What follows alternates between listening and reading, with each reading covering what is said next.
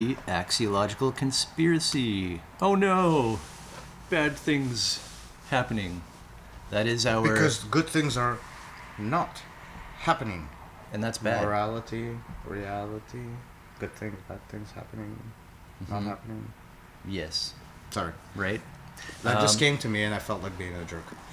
Or whatever the fuck I was. Well, we always kind of just mess around and have fun. That's what we are here for, to...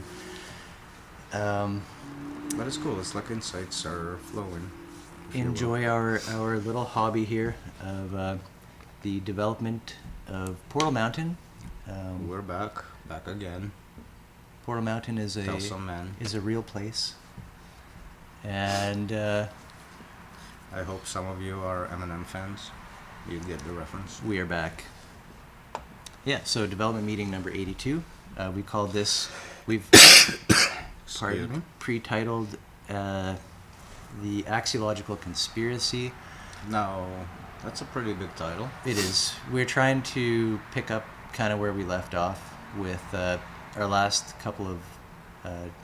few episodes. The last one was the neurosis of morality. Before that, the psychosis of reality, these are very provocative titles, right? To say that morality is neurotic. Well, what do you mean? Like doing the right thing is neurotic? Like that seems weird. Or We might have a table that having helps us out. having a reality is a sign of psychosis, Yeah. right? Like these Pretty bold things statements, I meant would to say, be yeah. provocative, but of course we do appropriate words and use them in specific context, which we've been building for years now. Called the And model. We call it the model, and reason being, current language doesn't. The current language of the culture we are born into, the way people talk, doesn't have the ability to talk about often processes which are going on, let's say, inside your mind, Qualitative, as opposed to the quantitative. right? Right, Yes. and what and to piggyback on that notion, the qualitative language that we do have, more often than not, doesn't say anything. Would that be Quantitative or qualitative? What did you say? the qualitative Oh. language that we do have? So we have Okay. we have words for like the soul, the spirit, the human spirit, whatever the fuck you want to, like, we have like these, we have words like love, we have words like justice, and we have words like beauty, even value, right? All of these things, in essence, have a kind of like yes or no quality towards somebody specific, but no answer in the general sense. Like there's no specific meaning behind. What is justice in and of itself? Yeah, outside that person. Famous So question. you can potentially extend it to a group, but then you're starting to do a negotiation, a trade-off essentially. Yeah, we should mention too. The whole centrist perspective. Axiology. This is like Plato time stuff, or like a couple thousand BC. This kind of era started where the major religions were all founded, and these questions of what is like objective value, like what is like.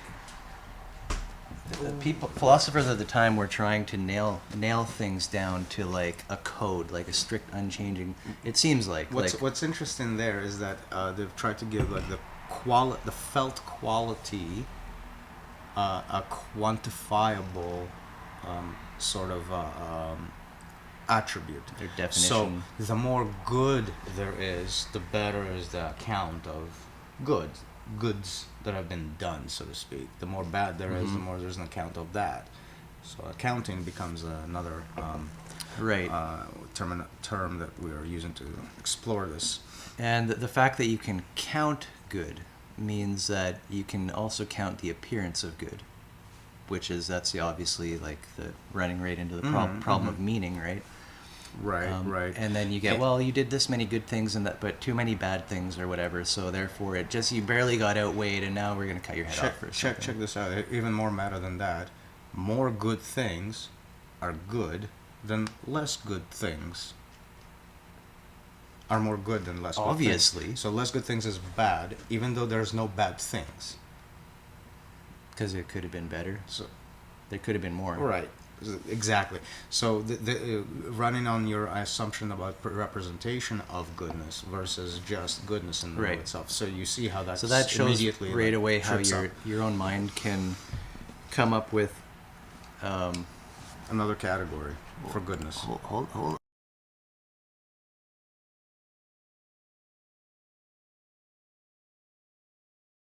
Pardons. Trying to be courteous with our Beer openings. beverage enjoyment.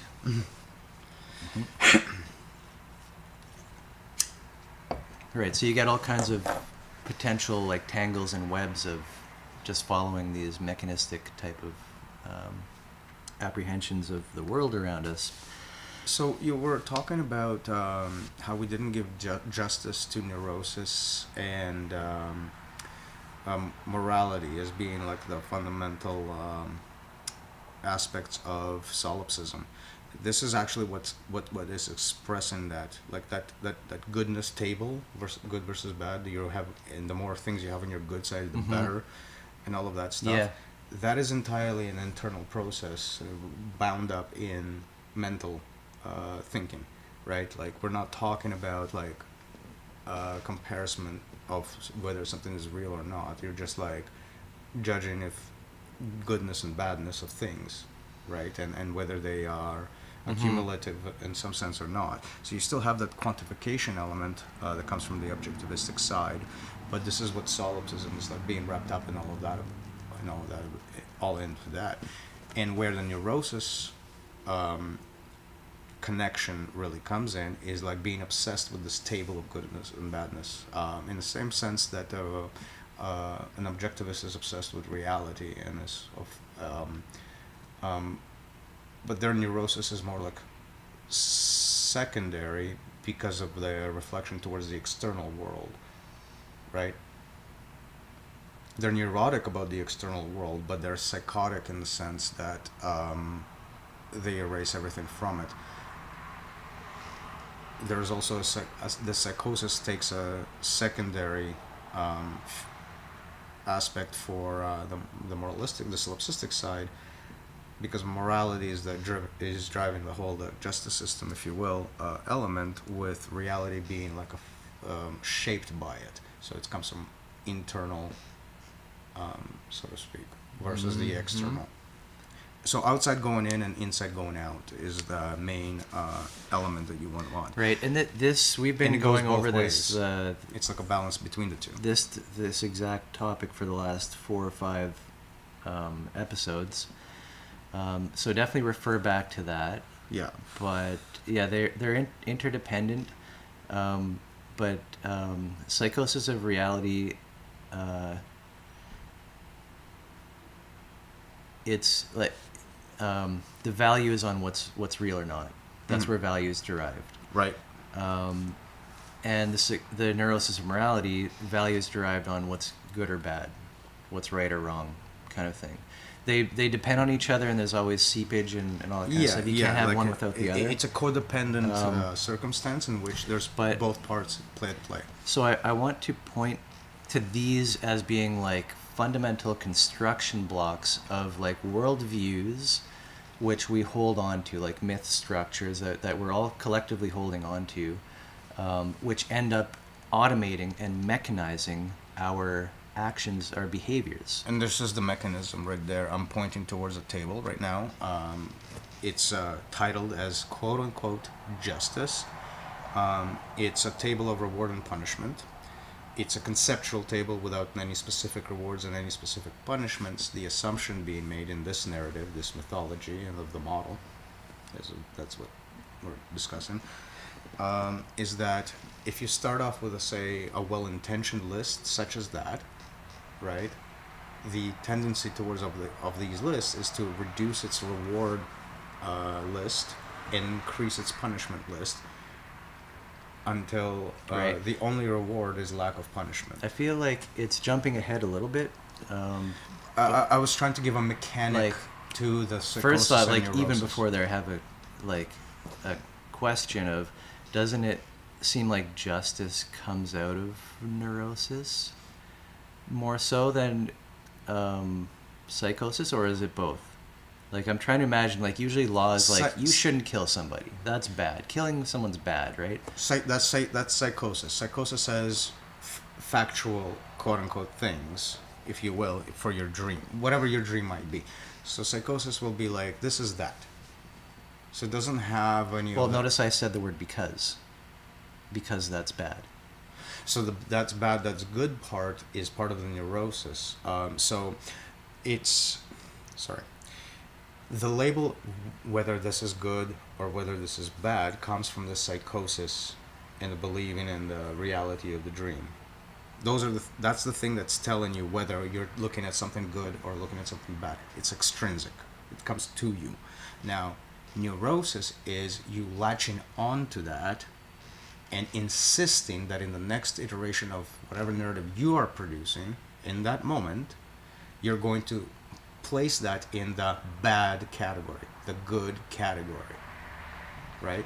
The latching onto the descriptor that you've been given without any further analysis, like bad and good in Right. what sense? Like none of that.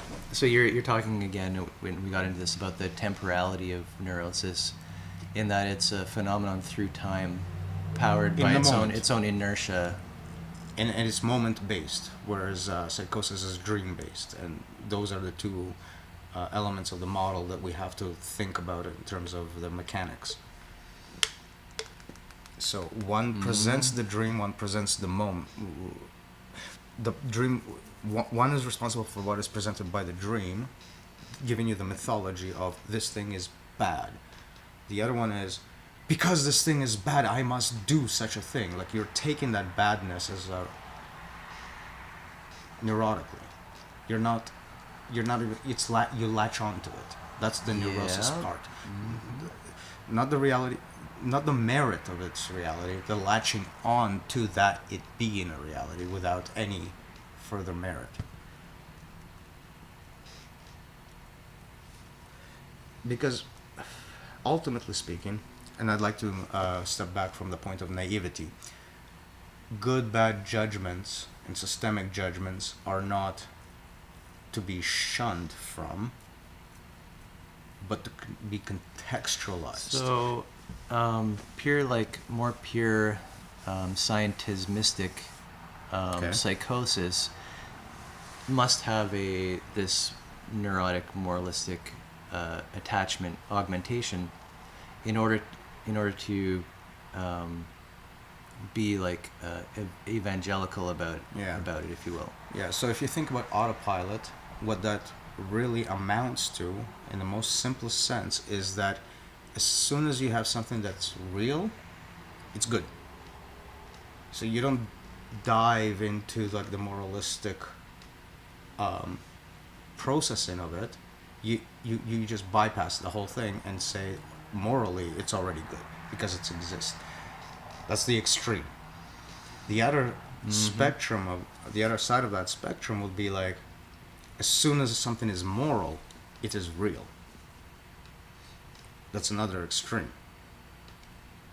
Because the morality Right. of Yeah. because the morality Yeah, of exactly. structure must be real. So That's this what I is- meant. There's always got to be this hand in hand process connecting the dream and the moment.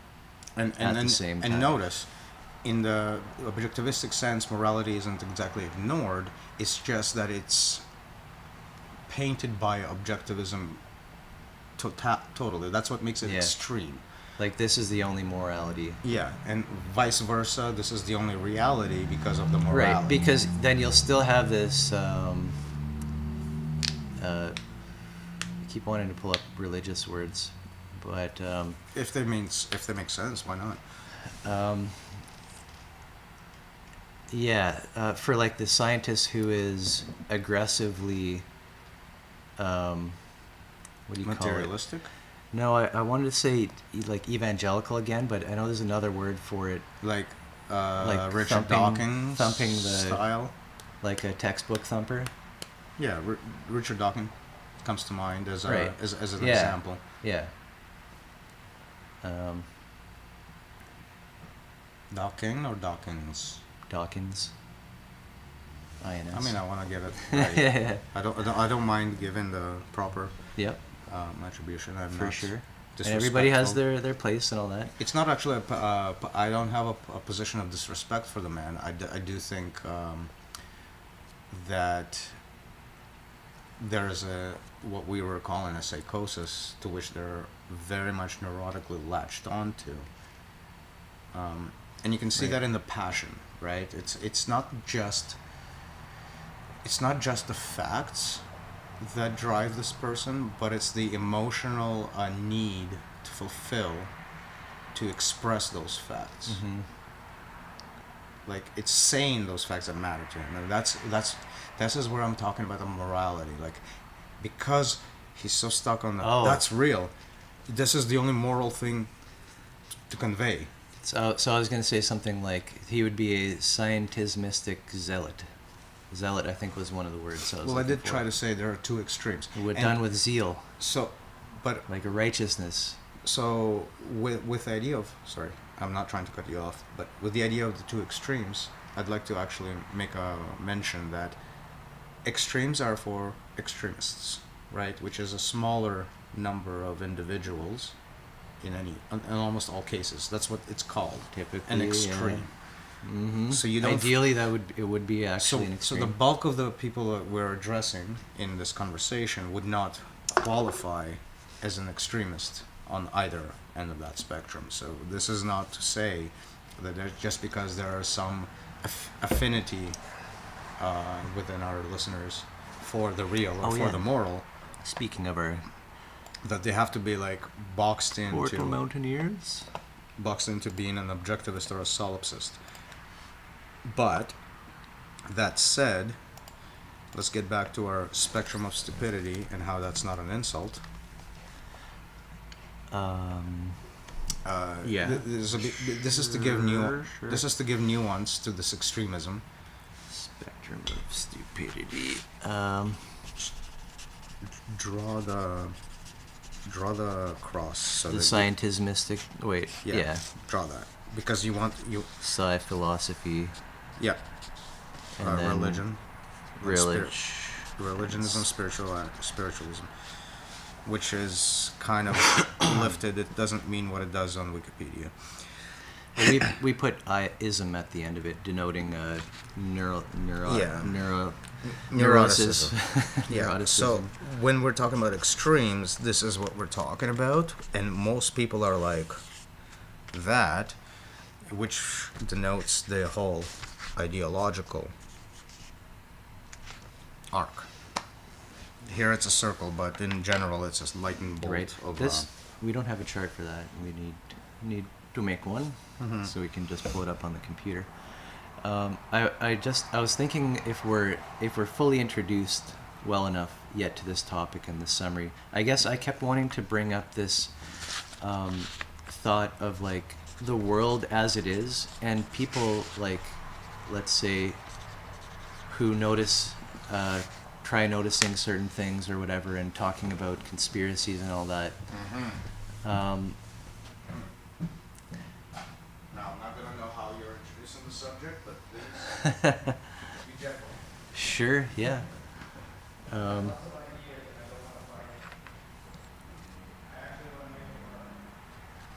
So kind of like overarching,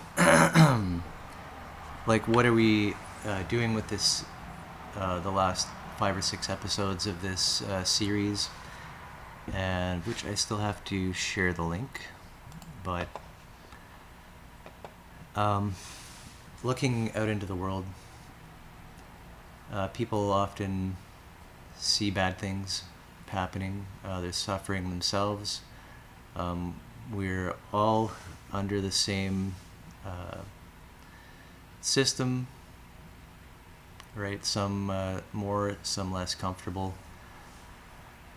But it's very natural to point out, I feel like, to point out and to try and figure out like who's responsible, who is it, who's the one that's doing it. And I think that specific that pursuit, we have there's an issue with it, and I'll summarize by saying that this is like you could say what you're looking at. Some people call it a spiritual battle, spiritual war, that kind of stuff.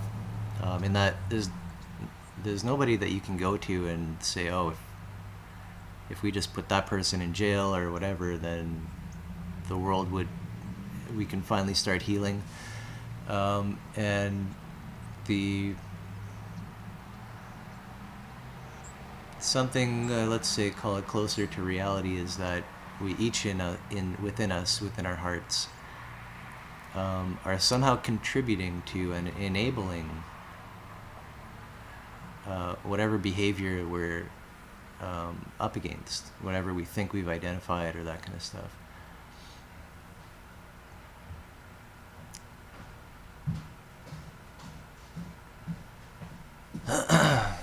So, Cole's notes? Mm-hmm. What's up?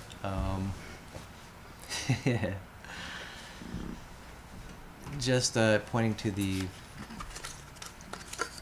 a main contention that we would have with people who, and I enjoy dabbling in theories and all that kind of stuff, but what people who are noticing things or trying to connect patterns, their pursuit is to find out who is responsible, who is this, who or what, like, right, what is, okay. Who is that, like, agency? That's like trying to associate with a specific, the planner, a specific group or some kind of person or something, but it's some call it like a spiritual battle for that reason, that it's really not like mechanistic as we would try to imagine, like, say our boss has a boss who has a boss, right?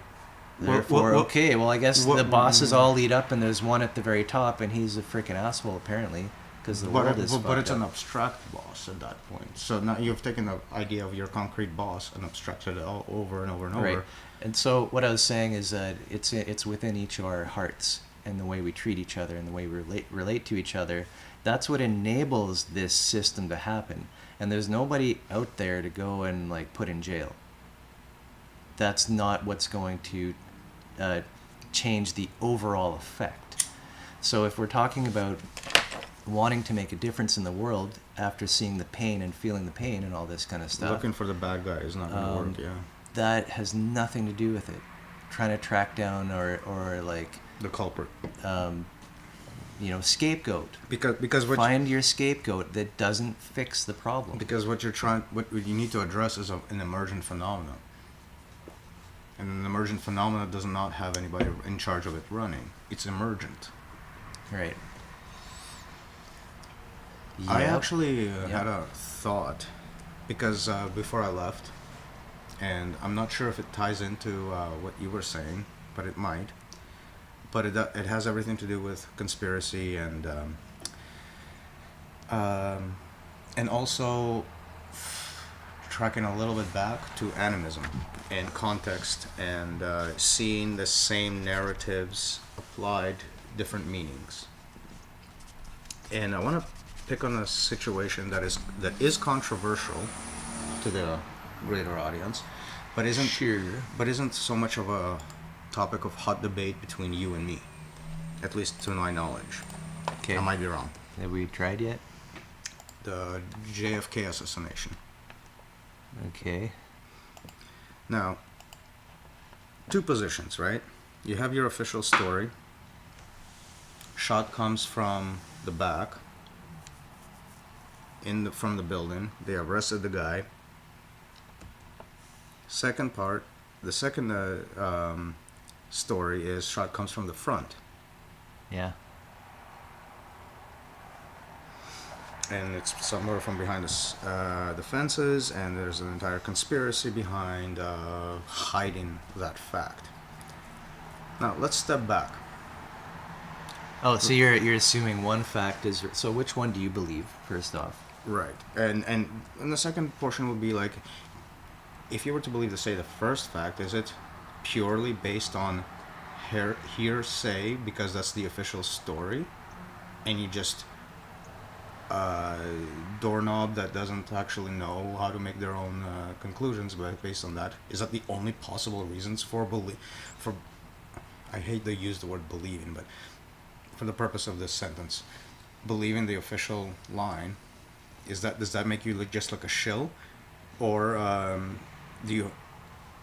And is the only other option for not being a shill is to side with the other story, which isn't itself Right. manipulative in the Yeah. sense, in the same sense. Yeah, actually. you're pointing to how, like, socially we become pretty easily manipulated to one narrative or another.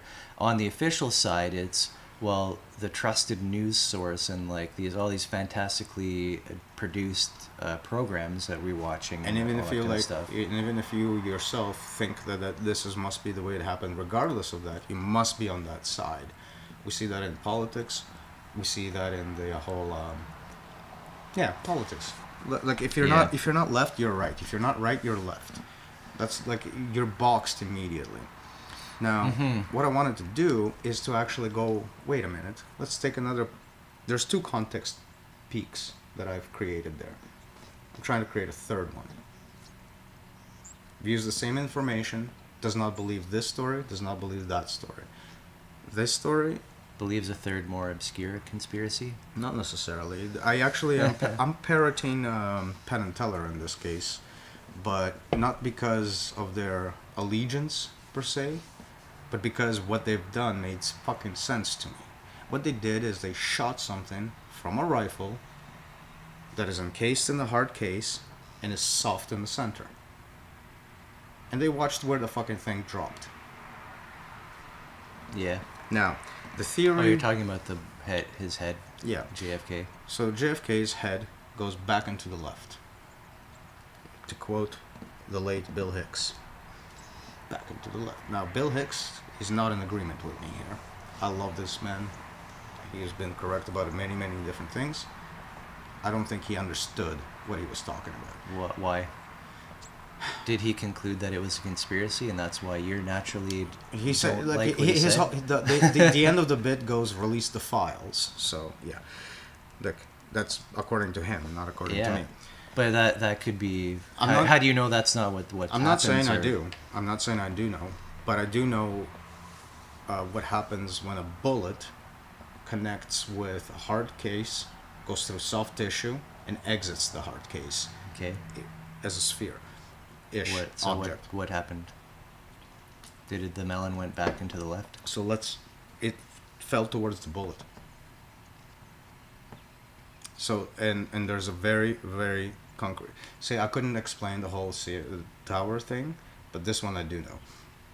And here's a step-by-step physical explanation.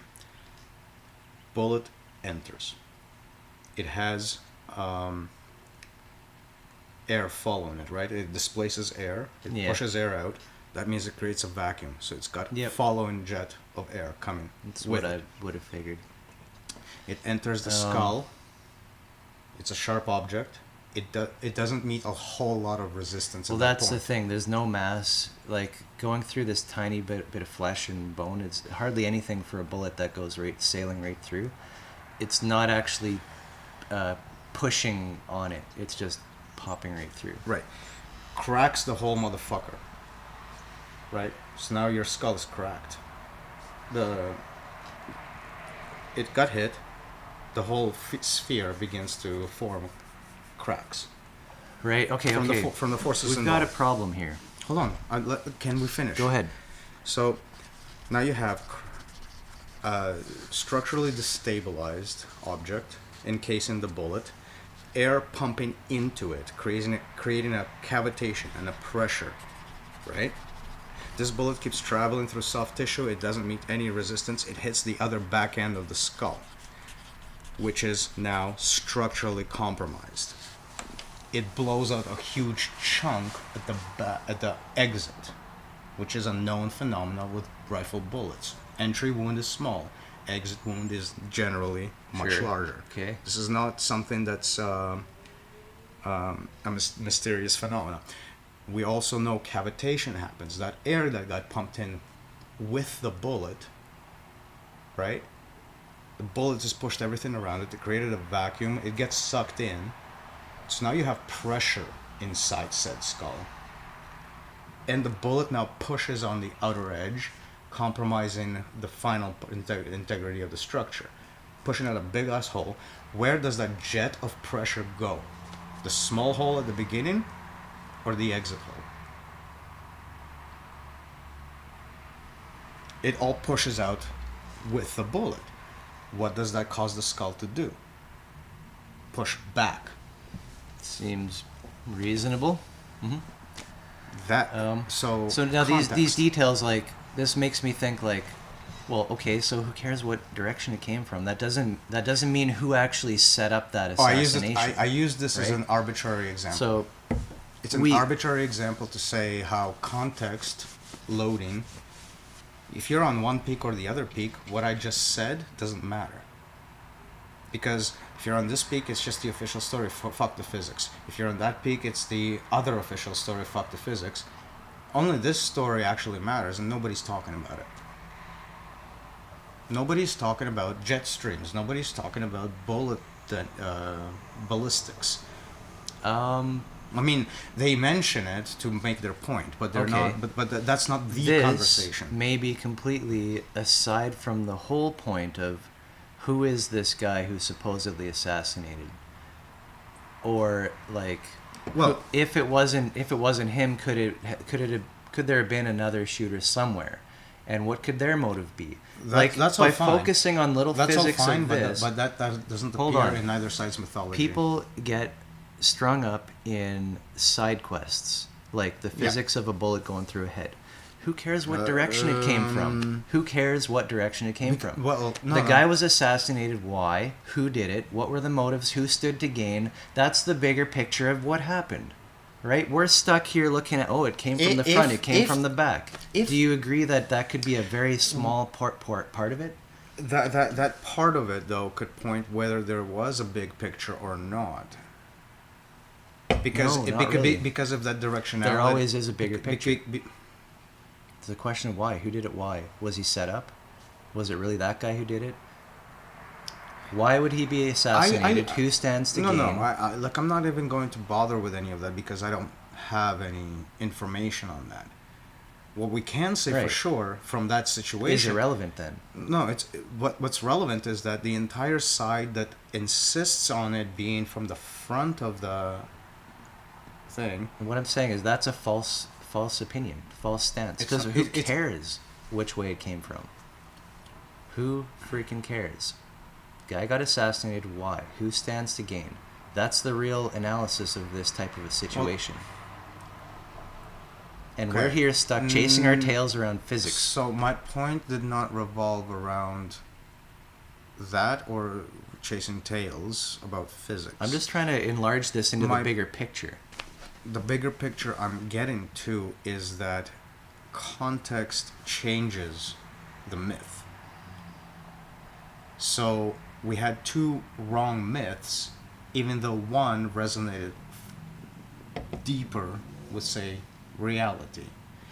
Even though it resonated with reality, yes, it was from that direction, there was still a whole bunch of mythology spun up in that sense that has nothing to do with the facts, which Yeah. we may or may never know. I don't know. The point being is that the mythologies were spun regardless of their resonance or irresonance with said facts, and the peak is never explored to even give credence to one versus the other. Yeah. It's like if this peak is explored, then we can clearly say that this side of the exploration, this side of the spun up narrative and myth is not useful We should be able to eliminate things like that. to an extent. Ideally, This isn't to say that the idea wasn't worth merit of exploring, but once you explored it and you found out that it doesn't fucking work because physics don't allow it to, maybe take a fucking hint. Ideally, but we are not physicists. And then explore maybe who's done it. then like just go from the facts rather than Well, you have to. You rather have to than go the from initial facts. story. I'm just saying that often I think without being factist. the attention and energy gets diverted into so many weird ways, most of which are complete dead ends. A comment that can be made that, stepping back from all of this, is that we were just discussing the extremes, right, with scientism, and I pretty much expressed a position from that perspective, if you will, right? So, eliminate the bad, which is the non-real,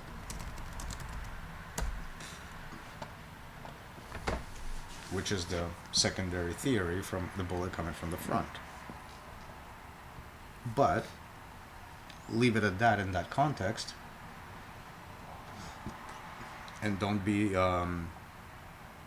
so objectivist in your interpretation of that meaning, right? Like it's not just the fact; it's like where that fact fits into the story. Mm-hmm. That doesn't make it good or bad. It just makes yes, it just makes it I know. factual. I don't know. Like, if we're talking about better ways to approach this kind of stuff, we land on towards model. And I'm pushing for what's called the middle way. Essentially, it's like forget this, forget that. Figure out the intricate, emergent causality, and then there's no good, there's no bad, there's just model. Trying to avoid the snare. What I'm trying right to, there. what I want to point to is the way that people talk about conspiracies or conspiracy theories and all this kind of stuff. Even with you, like insisting that bullets travel this way or do this kind of vacuums. There's so many. There's so many different. Don't misrepresent me. That's not me insisting. That's other people insisting on that, and I am certainly regurgitating that information. Right. I have and not you brought it up very well that you brought it up as an example, and then you dove into the specific physics of something, like to be the part of this narrative, right? It was like how it can. It was to point out how you can come up with taking an arbitrary situation to us. We don't have anything vested in this, personally. I think, and in the world right now, you have those two distinct sides, and I was just trying to say they're both wrong. Middle way. Dissolve everything, like dissolve the problem. Like you. I think I can put it together. It's you have two subjective peaks, you create a third one. Resonance happens across the three. And it's not even an elimination process, it's just like to give context to each one. So each one gives context to the other. So this allows you to say what this theory is all about. This allows you to say what that theory is all about. This allows you to say what happened. All the things, all at the same time. Everybody's speaking the same language now. There's no trading. There's no compromise. There's no need. I'm trying to somehow weave gift economy into this, but I have no idea if I was prepared to do that. Mm-hmm. It was just more of came up things. Yeah, I feel like I've been trying to like summarize some thought here, and it just hasn't been working. We want to eventually get to the part where people who are looking into conspiracy theories and who did it, what group is responsible, how exactly was it done. We need to get to the point where this is all kind of moot in some sense, in that whatever did happen, it trickles up from, it emerges from who we are as people. This is our myth. Our myth allows for all kinds of crazy shit to happen, like people being assassinated or buildings being destroyed. So our individualism, if you will, playing a role in constructing the bigger part. Right, we're all having a hand in it, which is kind of shows you the chaos of it. And but also not consciously. Like we're not. always Right, we're exactly, not thinking about the right. bigger picture. And We're this thinking about is our picture. the Yeah. unconscious part is a huge deal about it, and that's why we call this episode the Axiological conspiracy. It is not a grand conspiracy perpetrated by a person or a family or a group of people or an ethnicity or anything. There's no, or a class of, like, the elites. Right. It's the There's value nothing. system. It's our right. It's within our hearts is that's where the conspiracy lies. Right. It's the And value. It's the things that we're willing to give what value I to. wanted to say is, in conspiracy theorizing, we blow so much freaking wind and hot air and gases on, like, specifics of this, that, and that, fighting for our idea that of who is responsible. Like, we think, oh, it's this group is responsible ultimately, so we will take a side in our way that we formulate the specifics of breaking down conspiracy theory, right? And it's so we need to get to that point where it's like, it's a spiritual war, you could call it. That's why people use that term instead of saying, like, that it's this person is responsible or that person is responsible. No system, no company, no organization, no building can be pointed to and say, this is responsible for it. So that is impossible. You kind of jumped from having, like, this overarching story that explains everything to you as to how things fell into play, and then you just, like, went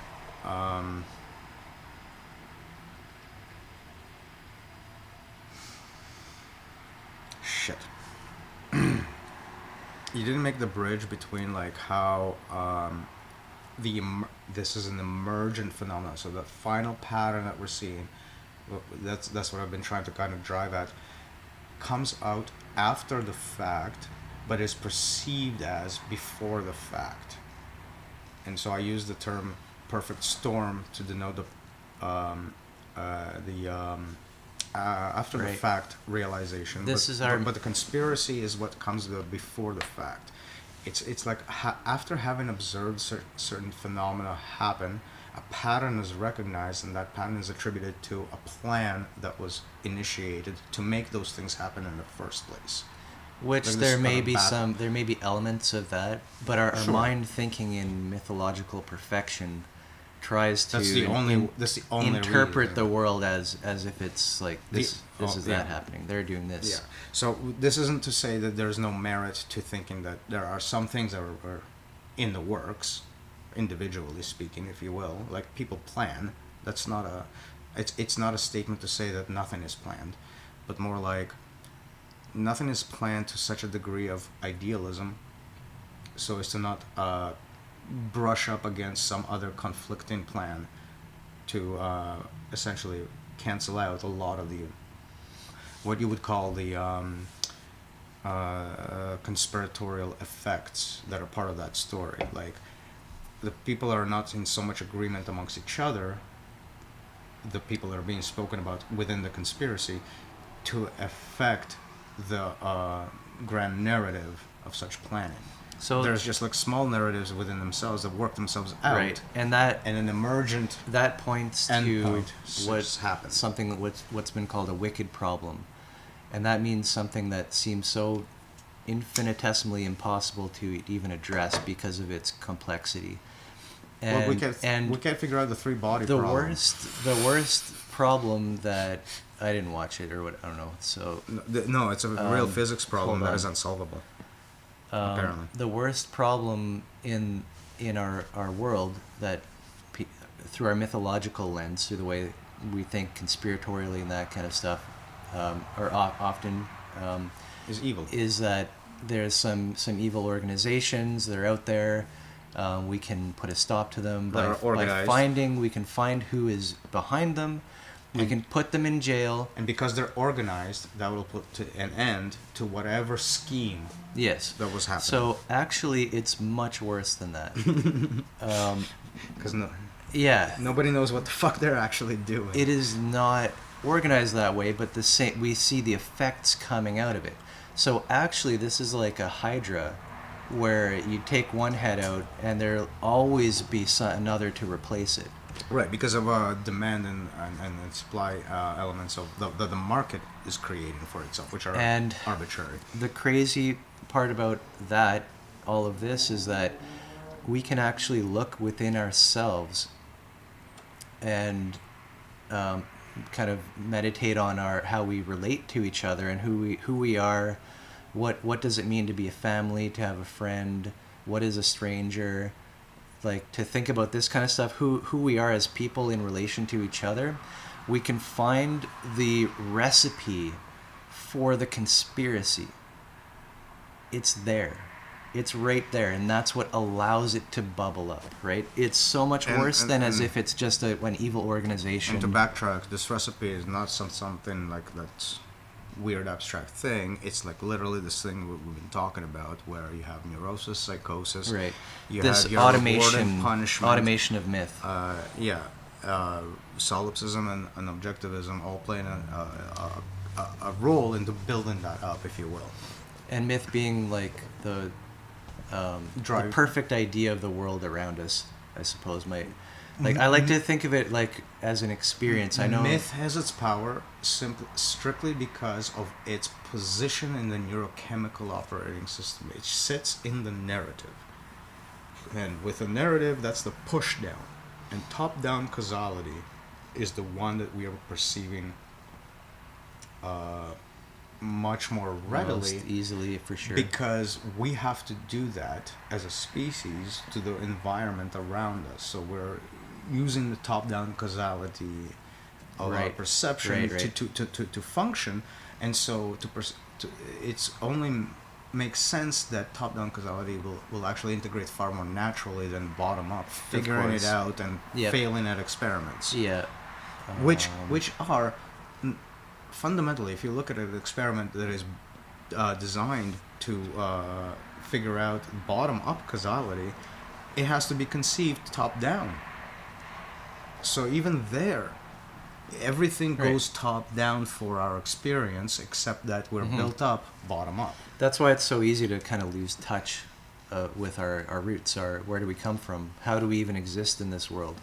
And then the conundrum is that we're building up our mythology bottom up, but we perceive it top down. To put like a really short soundbite to it.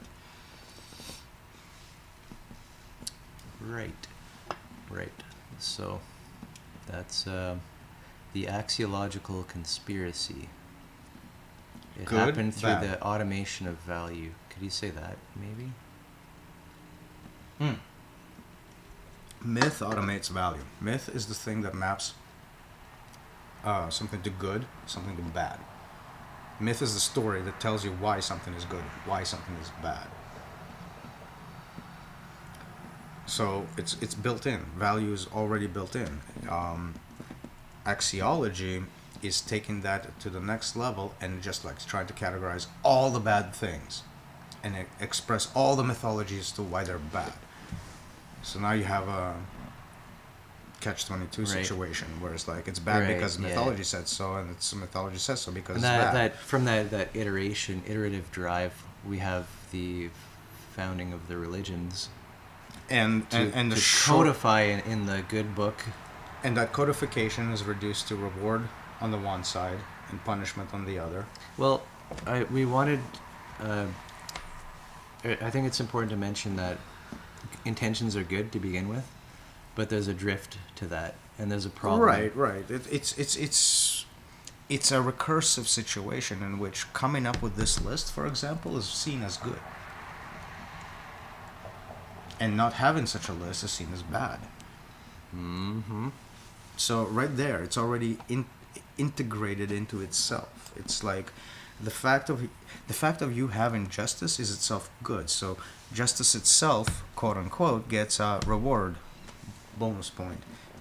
Mainly becomes the only bonus point that you have. Everything else is punishment. Everything that's not punishment is justice. Now, of course, this is accelerationist talk, so be careful with how you interpret that. We're talking about like taking it to the final thing. Between its inception and its finality, it's going to fluctuate on both sides. But chaos being far more, so to speak, prevalent, entropy rises. Quantifiable systems will forever be subject to entropic forces. Values will inflate. It becomes more expensive to get rewards, more cheap to exert punishment. And that's where the market is in play, and where the ego is sold, and all of that good jazz. And when the ego is sold, here's another angle. When the ego is sold, that transactional consistency within the market of the with the ego, that's neurosis. The self is constantly being subjected to the market, and whatever reward and punishment that gets to the market. Reward and punishment, back to the market. Sell that, sell that, sell that, sell that, sell that, over and over and over. That's the functional activity of neurosis. It accentuates ego, because ego always becomes the only story of self. The only narrative for self becomes ego. So the affective system is bound up in that. I'm kind of like following slowly, but not fast enough to That's my create fault. a thought. That's and my fault. Respond. No, that's my fault, because this is new to me. Like We're kind of like bouncing and just bounce and bounce. This tangent is a little new to me, in terms of like the way I'm We're expressing just it. trying to get it out. Yeah, so That's fine. I'm just finding ties between what we've said before, in a new way. Yeah. So where are we at? Let's That's backtrack. a great question. Let's backtrack. Value system, reward punishment table, justice. No, hold on. So let's just start at the title. The Axiological Conspiracy. Which I think I'm given some justice now by presenting this whole justice table. Yep, so there's a system in place. It's an emergent system. We take this ego onto ourselves and then interact with other egos over the market, exchange and all that. The market is fundamental to the ego. It's And so you have the gift economy and you have the market economy. Hostility versus not cohesion, coherence. coherence. Um, Coherence being isomorphic, market machine being more obfuscated in terms of its meta narrative. Right, and so the way that this takes off, it seems like, is through like a justice system of reward and punishment, but that also means the market. Like you get rewarded for selling your body or whatever, Or punished for not selling it correctly. right? So Body, mind, whatever the fuck it is. psychosis and neurosis being these kind of crustifying of the lanes of possibility, of like what's real and what's moral to you, what's right. Yeah. It's kind of like an enclosing, encroaching. With psychosis is like a Process. merging of the dream into the reality itself. With neurosis is clinging on to what the dream is saying being the reality. And there's crossover between reality and morality, in which the objectivistic side, whatever is real is moral. Subjectivistic side, whatever is moral is real. So God is moral, therefore God is real. That's the extreme view. Right, and so that kind of brings us to this part about like attaching and clinging, crustifying of the APS and all that kind of stuff, which is a major problem, which in model speak we'd address with like feedback. This is the crustification, the spectrum of stupidity that I'm pointing to. The feedback method, right? The ideological arc plays a huge role in this, because we're trying to understand not only the extremes of solipsism and objectivism, but like the solipsism gauged by objectivism and objectivism gauged by solipsism and everything that comes in between. Yeah. And that's where the ideological arc is a momentarily relevant thing, but you know, like if the arc It's keeps really- repeating itself, it seems to solidify. It's wild when you encounter somebody who is so like moralistically judgmental, trying to put their, I guess that's a form of justice that they're seeking, to shame somebody for, oh, you should not be doing that. Why? Because it's immoral. Why? Because most people agree with the statement that it's immoral. Why? Have you It's like there's such a hard line.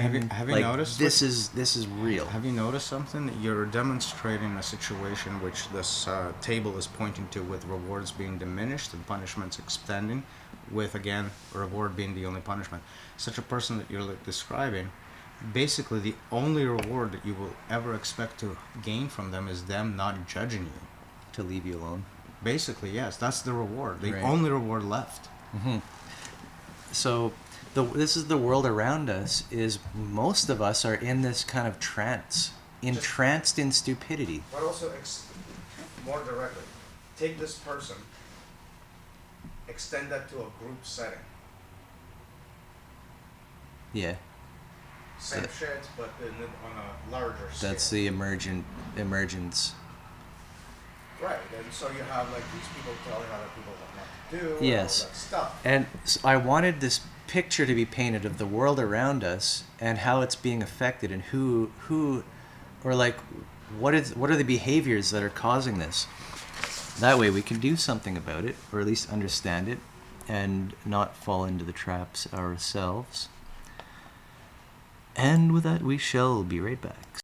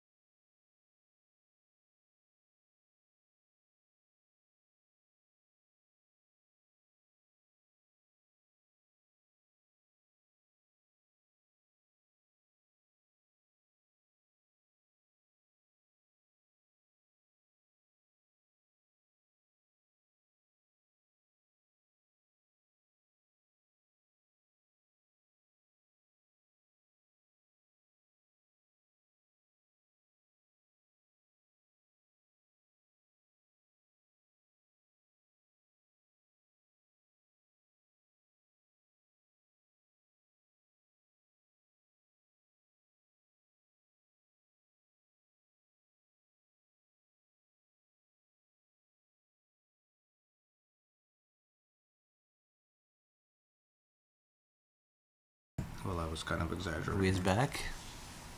For your Thanks. I appreciate amusement. that. Appreciated. Yeah. Well, I can just.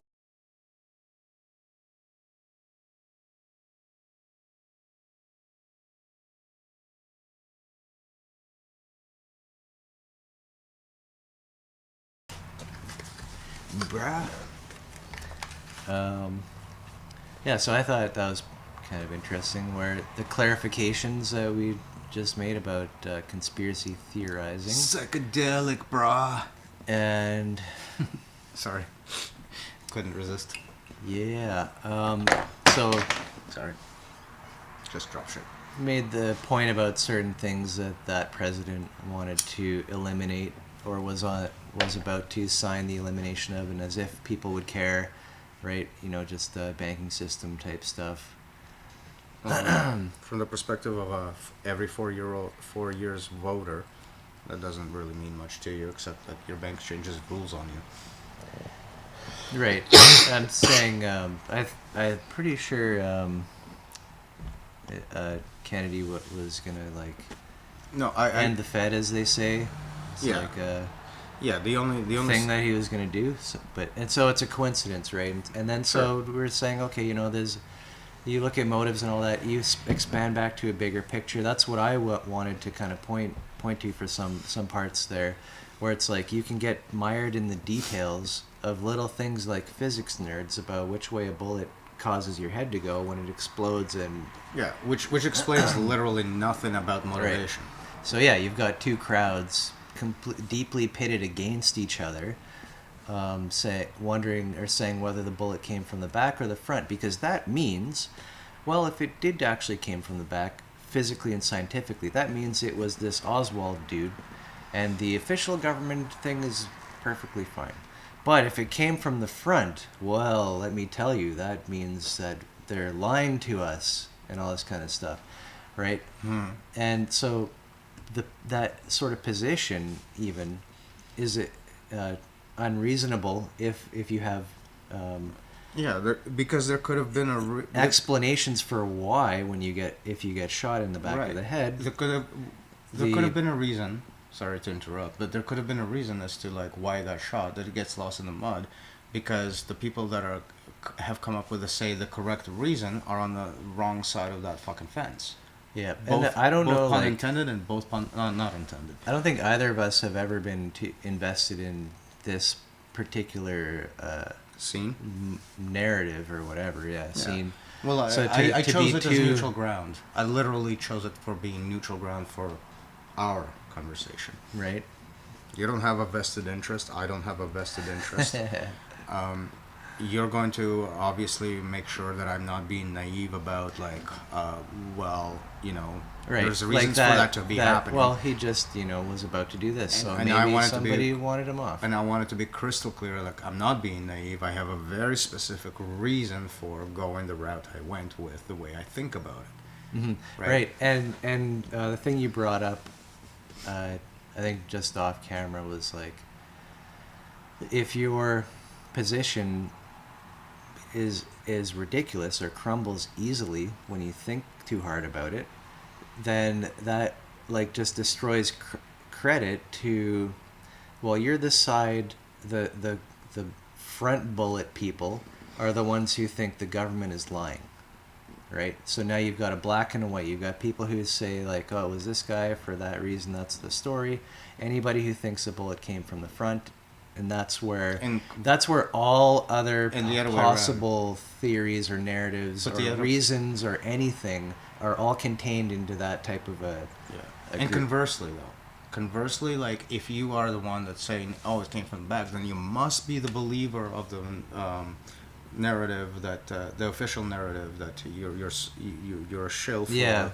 You're a shill for that organization, and so on and so forth. Yeah. It's basically the same story in reverse. Just yep.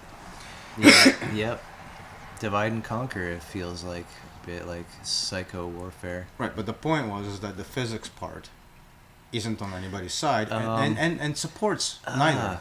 It Yeah. doesn't support either And I wanted side. to point out this all being emergent phenomenon. We are all the ones responsible for everything that we're talking about here. It's just it bubbles up from within us, from our programming, if you will, our myths. It's all like May- our ontologies. Maybe, like, just throwing shit out there. A deranged person exists It could be, yeah. who is fixated on the target. Maybe a greedy person exists who becomes aware of deranged person. Yeah, or like Fi- pokes them a little bit. Figures it won't come back to them. They could do the thing that makes them the money. Point Right. deranged person into just the correct context. Deranged person is deranged, wants to do the thing already to begin with. He's just now in the right spot for the right place at the right time. A for tale as old as time. And look, The you patsy. don't need an overarching conspiracy of the banks did it. Maybe somebody from the bank thought about it once and met a deranged Yep. person. And there's no overarching conspiracy because none of these fuckers actually talk to each other. Right. Yep. Yep. I mean, Yep. Yep. they don't talk in any of our other mythologies except the ones that are working against us. Like, look. Well, I hate to use. We are all people only having so much access to I hate to use the world Hollywood around as an us. example, but watch every movie and how people behave in every movie. Literally, nobody gives a flying fuck about anything else except their place in their spot. That's the systemic myth. And we've seen many examples of people living their lives through the screen. And also, this is the same Pardon? story we're told at home. You live for the community. You live for the whatever else is going on. Not you. Fuck if you ever live for yourself. Deeper resentment stuff, but it's still relevant to the subject at hand, loosely. I'm just getting distracted. Me too. Drifted right off. Yep. So there's no one person or any entity, particular group, or anything like that. The axiological conspiracy is within all of us. Its mechanisms can be observed through mapping of the ego, modeling of the ego, and The reward and the punishment that one takes upon themselves, really. That's the observation to be made. sure, like an external buttons and levers, just put on your side for people to poke and like lift or whatever, and then you do something. You step back. This is the story running through my life. Here I was rewarded. Here I was punished. Here I was rewarded. Here I was punished. Well, why is this a reward? Why is this a punishment? What part of the narrative makes it a reward? What part of the narrative makes it a punishment? Yeah. Well, How does that affect the arbitrary because there's some perfect valuation ideal system? and I got close to it. Something like that. How does that valuation system increase me, decrease me? Conceit feeds right back into conceit. Conceit plays another role in the next iteration of the narrative. That's the connection. Mythology explains why you were rewarded, why you were punished. Reward and punishment gives you a value. That value is conceit. Axiology, conceit. Sorry, I drifted off again, but The system is running. The system is a narrative. It rewards you. It punishes you. Each reward is a point up. Each punishment is a point down. Read it. credit score. Right. That directly feeds back into conceit, the evaluation of self versus other selves or other. Up, same, below. Right. That evaluation generates ego. That's what I'm worth. That's what they're worth. That's the exchange. Right, and this is like this is where it's you a exchange it, value you quantify a value it. quantifier. How do you Those are the determine connections, that I am better than you or you're better than I am? right? In your mind, you have to. So you download it from the narrative. Mythology feeds that information in terms of meaning. Right, So you have to use these automatic type of judgments in which certain appearances mean certain things, right? And Right. remember I said earlier, I can be a good person. I can also appear to be a good person and do other stuff. given rise to Right? Like, how does the system determine? Because nature is always camouflaging. So this is the mechanic that is behind the observation of the society of the spectacle And this essay. is, I guess, yeah, the point that if you're stuck... Because if you remember... If you're stuck in this world... Dude, do you remember the thesis of that essay? It basically follows the trajectory. Isn't it like a bunch of theses? It goes... Well, yes, but it all goes to one theme. It goes from being into having, right. and from having to appearing to have. Mm-hmm. And what we're discussing is basically the underlying mechanism that makes appearances as fundamental Primary. as the existence of anything. Right. And why reality becomes a matter of psychosis rather than a useful tool. Which is where we place the term reality, is like a tool for use rather than something to believe in or any. So kind from of being, we're talking pre-civ. Having is the market. You sell in the market, and then you have a certain list of things. What you are is based on what you have. And then with the technological revolution, what you have is more of an appearance than it is an actuality. So rent, credit, which is actually used to be part of all throughout history, but becomes more hyper focused. I would have to put it in the systemic category. Rent. Yeah. Interest. All of those are interest. Those are all systemic categories. I mean, as something that does I have a house I live in, right? But I don't have that house because I am facing an eviction notice any minute if I don't pay up. Right. Which is a situation I actually had to deal with in recent history. Mm-hmm. And give credit where it's due. The landlord is not at fault. He just had to go through a legal situation to borrow money himself to pay a mortgage because my rent couldn't come through. So there's an entire weakness cycle that he has to be aware of. So even if his heart is in the right place, his ability to act on that is fundamentally undercut. Mm-hmm. Which places me in a more difficult situation than I love to be because I don't have a choice. Well, interesting with the law, pretty much, as far as I understand it, he would have a hell of a time actually trying to evict and replace to do the income in that time. Like, as a landlord, if you're uncooperative, he's looking at 6 months at least plus, just until he can get you out. And that's if I'm uncooperative, which I'm not. My entire sentiment is so, that like, I owe you he has to know that, like, every penny, and he does know this that. dude should, now I'm sure he understands, like, you gotta have, cover your ass. Like, you're gonna have worse renters down the road. Oh, that's right? already happened. Yeah. So, like, I don't want to toot my own horn in this case because it's not warranted. I am hopefully safe enough. So I don't know if I am, but hopefully I am safe enough to be the best tenant, so to speak, to have a good rapport and to own up to the debts that have been incurred. Yeah. Just to move through. Of course. And that's the bottom line. Do you clear up after it all? And then... I mean, the guy's been nice enough to me to, like, in many occasions.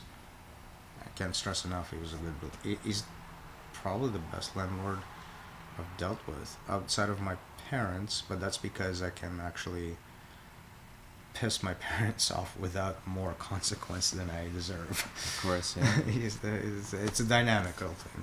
This guy's a stranger. So again, kudos and more of a praise than anything else. Cool. Yeah. Tough situation. It's about an hour and a half, which is nice. All right. Yeah. All right. So can stay focused, should we so choose. Well, axiological. I love this image of like it's kind of like a zombie people, like as if we're mostly in zombie mode. Do you know what I mean?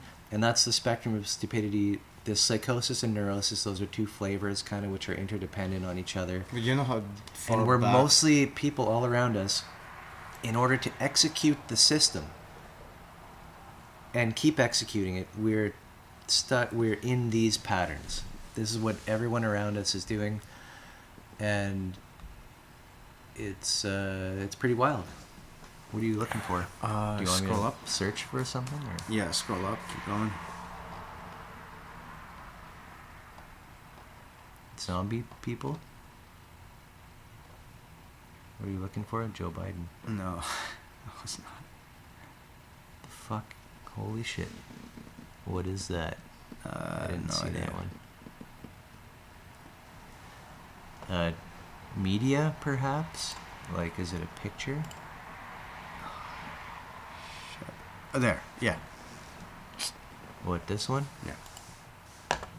The So, as wait. you were talking, you were talking about autopilot, and I was just like reminded of how old that whole conversation is.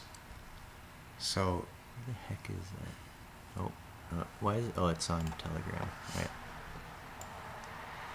like, how old is this Autopilot? like, what gave us this image? You must engage And the your frontal conversations. lobes. Right. So, like, autopilot and frontal lobe, the whole analogy being is that your frontal lobe is where you calculate things when you step back, right? Like, you cognitively apply, okay, this is this, but this means that, and that, and that, and like that build up of modeling and all of that stuff. Mhm. So, this image, Right. is like staple that shit back right onto your Right. with the back of your brain, so that And whatever activity you This comes back to Produce. discussions on like evolution and like lizard brain through limbic, I think, which is part like animal. Animalistic. there's that, but there's also like a lot of controversy surrounding that, because they're finding that a lot of our other I'm sure it's inclinations all are also interconnected. still there. Like, It's probably so interconnected that it's difficult to separate them, but in order to cognize or think about or model them, we separate. so for one, which is fine. For one, we need to let go of the notion that the structure of those systems is what makes those systems. So, yes, in general, right, every single person has that part of the system in here, the other part of the system in here, in there, the next part of the system in there, to control their bodies, to control their breathing, to control their heart rate. All of that jazz is usually built up in specific Sure. layer within the brain structure, Interesting to notice, isn't it? which is probably a reflection of activity and external sensory. But I think what you're saying is There's that when one case. we get No, there's a case where a person's we always have emergence in which we don't know the language is new. Like, let's say the brain as an emergent word or functionality of an organ, the conscious experience as an emergent thing. In the language of that, we can't reverse engineer what has created, like what's happening up there can't be reduced down to, oh, it was this structure of the brain communicating with that structure to create that. Right? We can't say You that can't- we know you, that. You can to an I extent. feel like that's what you're getting at, is that ultimately at the higher levels, You can, but to an extent, and that's not definitive in any capacity. So you do have emergent patterns, but the rules that those patterns set aren't stable. So what I mean by that is that there's a case for a person. You're familiar with the whole idea of fluid in the brain? There's like a medical condition that people get sometimes drained fluid from the brain and all that kind of weird shit. need a lobotomy. Charles's father, for example, he undergone a few times. You remember how he was driving, was like starting to get rattly? No, didn't know him too well. Okay, well, I experienced it firsthand, so if I may be an authority. Like, seen And him it's- around. I never seen him drive, that's the So, thing. what they found out is that he had excess fluid in his brain, which was causing pressure on it, which was causing him to have issues. Yeah. No doubt. Physical ones. They drained it a few times before his ultimate death, and so it relieved him. So he would have a hard time walking, and when they would do the procedure, he'd be able to like basically walk like a person his age in general. Wow. So like I there's didn't know about that. yeah, there's a few things that it's done for him. Okay, synesthesia, fluids in the brain. There's a case where a man who had that condition his entire life, to the point of where his entire cavity in the skull was effectively just fluid, with all of his brain distributed onto the inner part of the skull, like a thin layer of interconnected neurons. That sounds Distributed very that way. strange. It had none of the corresponding structures that we would normally find in a human brain. This guy had a normal life. He wasn't top IQ. Like, his conceptual prowess, for example, was not inclined towards A few like neurons short. fine engineering or anything I guess, to that yeah. effect. That seems But he lived wild. a normal life, married, kids, job, everything. So his entire brain structure was a thin layer spread across his own skull. So there's only so much that we can say about the actual structure of the brain as it reflects our bodies, and the flexibility that structure can have. I think it was a psyop. They photoshopped all the pictures. Like that It has to be. that's your only not other, real. That's your It's only not other real. option. That you cannot This is accept it not whatsoever. Right. But if you do, like, then the implication is just the implication erases so much of our assumptions about physiology and its connection to our cognitive capacity and any of that stuff. And where I find comfort is in the entire animistic complex adaptive system protocol interchange, where you can like shift those boundaries so flexibly by rising and falling contexts or subjects, if you will, in our language, that all of that is explained away essentially by being a non-issue. Just build it differently and build it differently. Sometimes it works. Like, you could obviously see Right. it doesn't work when you have. I feel like, again, you're pointing at feedback as being the thing that we And- have to come back to. Right, and you know what I'm not making a comment on? I'm not making a comment on is like what it means for an already built up brain to change drastically with the capacity to retain its function. So if you already have a built up brain with its own layering, like the biology is supposedly was templating to, and you put a bullet through that, or whatever the fuck brain damage you want to think of through that, obviously it's not going to come back functionally the same way, just because we have a brain over here that lives as a thin layer on its skull. Like, that does not explain what happens to that. Do you know what I mean? Like, so you will still retain brain damage because your already functional brain was damaged, regardless of how it can potentially build itself. It had built itself. That potential is used up. Okay, I don't really get the point of what you're... So I'm not saying that there is no merit to the structure of the brain as it is found in general. Oh. Just because there's this Yeah. one example that defies every one of those assumptions, Well, it does not.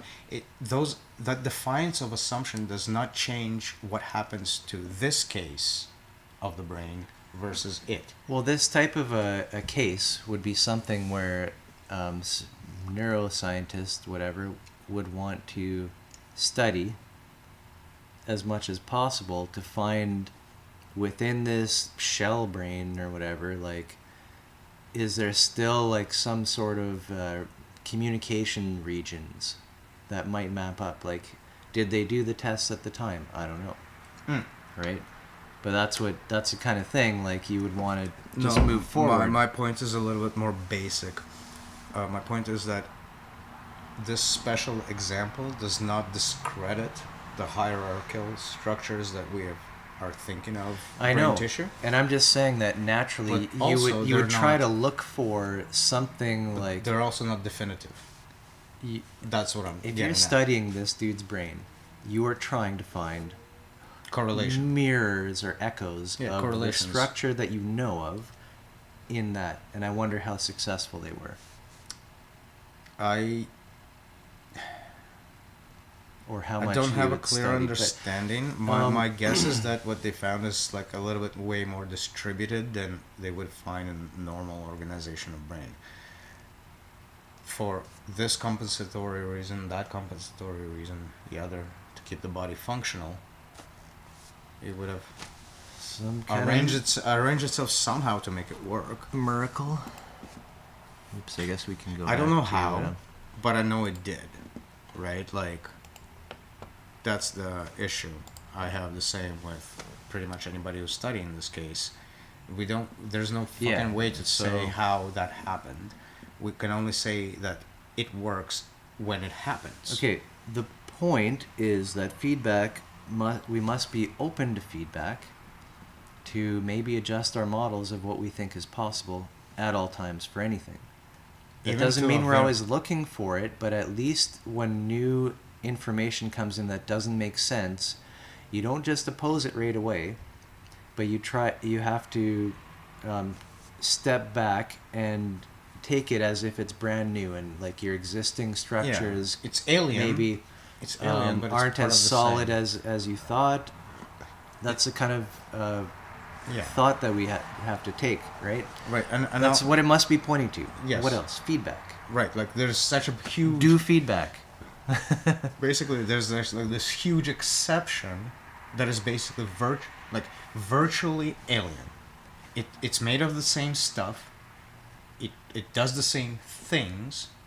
It looks nothing like the stuff. And The only thing we've ever seen it This do. do feedback thing is related to the spectrum of stupidity, and all the discussion we've had surrounding psychosis, neurosis. Those things all are describing like a solid, a crustified, crystallized neurochemical structure that is holding you into a certain view and top down assuming that's what the world is. Meanwhile, you have other things that can challenge your understanding. So be ready for those. That's when feedback must be utilized. If you're not doing that, then you're in zombie mode, right? If you are defending and fighting just to be comfortable in what you think is real or moral, then you are not actually engaging in a conversation with the world around you. You're not being sensitive to it. You will run people over, and you'll create the type of world where you yourself will get run over without a care, and F Sure. you. Well, sure, but Right? So I'm just trying to put the axiological conspiracy yeah, into I wanted the to paraphrase big it. picture. I wanted to paraphrase it, but exclude the last part that you added Pardon? there, the fuck you part. So to paraphrase, oh shit.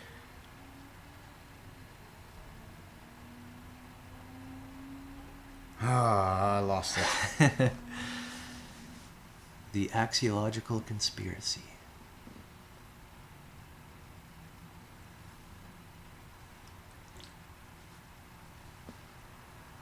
It's worthy of paraphrasing. I already forgot too.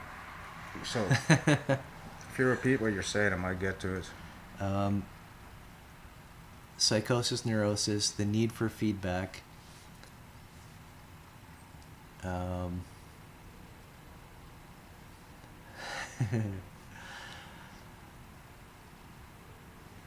Damn, It that's had like embarrassing. a Hitler speech. Da da da da da da. and this is how it must be for the glory of the nation. You must have the feedback. Actually, as much as the system touts the need for feedback, it's actually not interested in feedback. It's interested in positive feedback. To reinforce itself. Yeah. So, it's So, in other words, the neurosis. That's what positive feedback is, a build-up over time of entrenchment.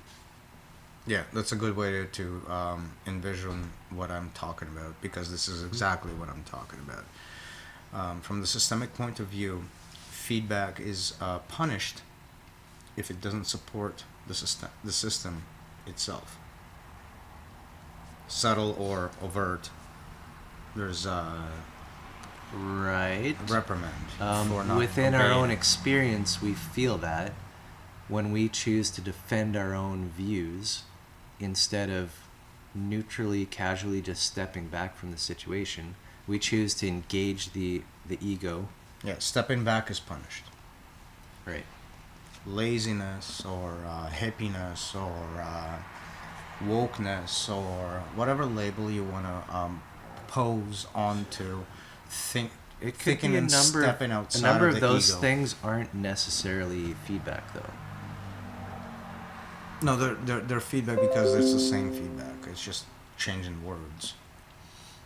The feedback is just negative. I mean, It's negative to a position, positive you to can't itself. put a label on questioning of what the system is even mean. What does it even mean? That what's coming at you right now? What does that even mean? To even question it is punished. To try and interpret. Okay, I like, think what I do you think I'm mean? saying that. Yeah, Yeah, I think I'm saying exactly that. that's the root I feel of it. And we shall be right backs. No roots. I meant that not a roots. That covers it at its more fundamental, because you were saying There's already a myth pushing down. I've, Those myth by your parents, that myth by your teachers, the myth by root I meant fundamental. All right. myth by me.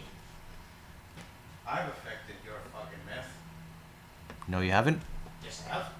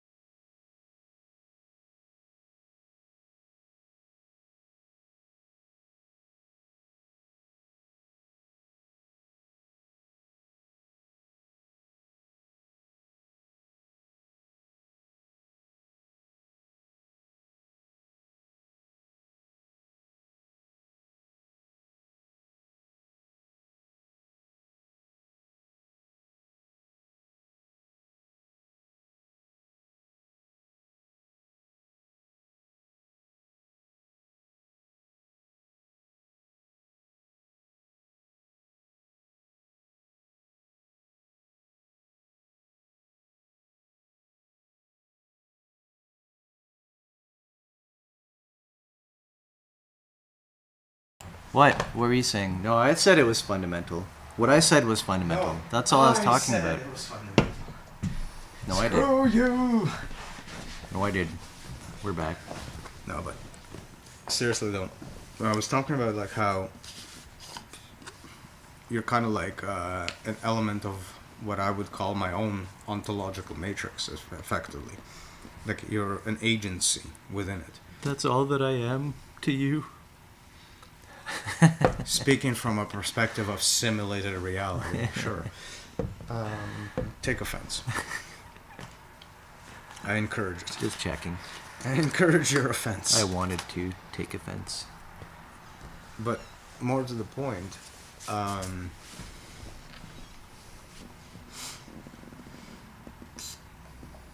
so do you remember Once Upon a Time book of the title called Chronology of Spectacular Civilizations? Yeah. And do you recall the first plateau? Like the walled city? term. No, before that. Oh, the first one, like, wait. Like nomad type stuff? No, what type stuff, yeah. Tribe. Tribe? You remember the... So, that's what I was describing.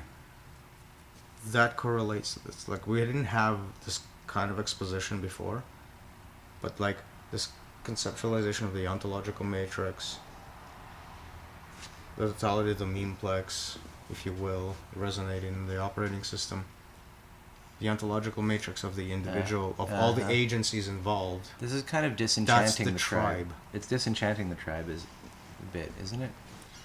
Like, I've I don't been get what di- you're saying by the first plateau, because first plateau you must have commodified your body. I'm just through trying. ego, right? I'm just trying to We're get to talking the plateau of commodification. Your body, ego must yeah. be Tribe first. tribe precedes the first commodification. So why do you say its tribe is the first commodification? I'm not. Okay. Do you say? I'm you saying said, that the ontological matrix is the thing that describes the tribe. So, the more abstract definition of tribe is what you experience Okay. in the ontological Oh, sorry, matrix. I got like a. No, Somehow I got it's like fine. a negative impression It's off fine. of the word ontological matrix. Oh, because But matrix. it's simply a social construct. yeah, the Or architecture. functional social construct. Right. Economic, basically. So, if you can modify that, that's how you get the next plateau. It's still the ontological matrix. So the city-state, still the ontological matrix, but it still relies on the same underlying mechanisms of the tribe. So, yeah. That just wasn't... No, I was trying to like, dude, I was like on the toilet. been I a had a while. profound point on the been a while. toilet. So So what was the point? that we have a definition for tribe, and the other commodification plateaus as an an ontological matrix. through the tribe. ontological. Sure. So what we experience as the agencies and the different happenings and the mythologies in the ontological matrix is the mental tribe, or mental city-state, more walled off, or the empire, even more walled off, but bigger, Mhm. and so on and so forth. Bigger walls. Bigger walls, less, and even less trust in your neighbor. Yeah.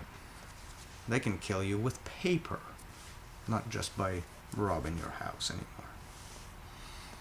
Mm-hmm. They can sign a paper that robs your house instead. Yep. And the official justice force will come and get you. Do it for them. It's official. Official The business. paper said so. Hmm. They're just doing official business. See all these signatures? Yep.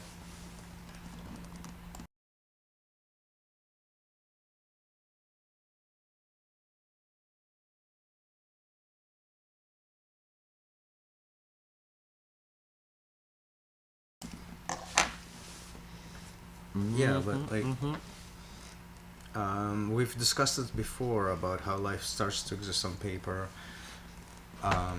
If you remember Kafka and Orwell and Like dystopian. yeah, like all the four different writers. Kafka, Dickens, or Dickens. Kafka, Dickens, Philip Orwell, Dick. Yeah. Phil Dickin. That's how it's usually referred to. Phil Dickin, Kafkazian, Right, like different. Orwellian, and These are feel like mythscapes they throw out there, right? they correspond roughly, not quite directly, but roughly to the four quadrants of the spectrum of stupidity. In some sense, you let the Fascinating. in some sense, you let the bureaucracy take over reality. In some sense, you let the fear and authority take over it. In some sense, you have like this splurge of best way to describe it is postmodernism, where like anything fucking goes. Sorry, solipsism. And and the spiritualism. Postmodernism is a good term for that. As far as what does that really mean? And it's kind of feels like an extension of the what is the justice in and of itself. But also think about it this way: like it sounds ridiculous, right? Slightly, it sounds ridiculous on the face of it, and that's that. Back and to the left. That's that kind of take on it, because if you think about it, relativity suggests pretty much. Back into the left.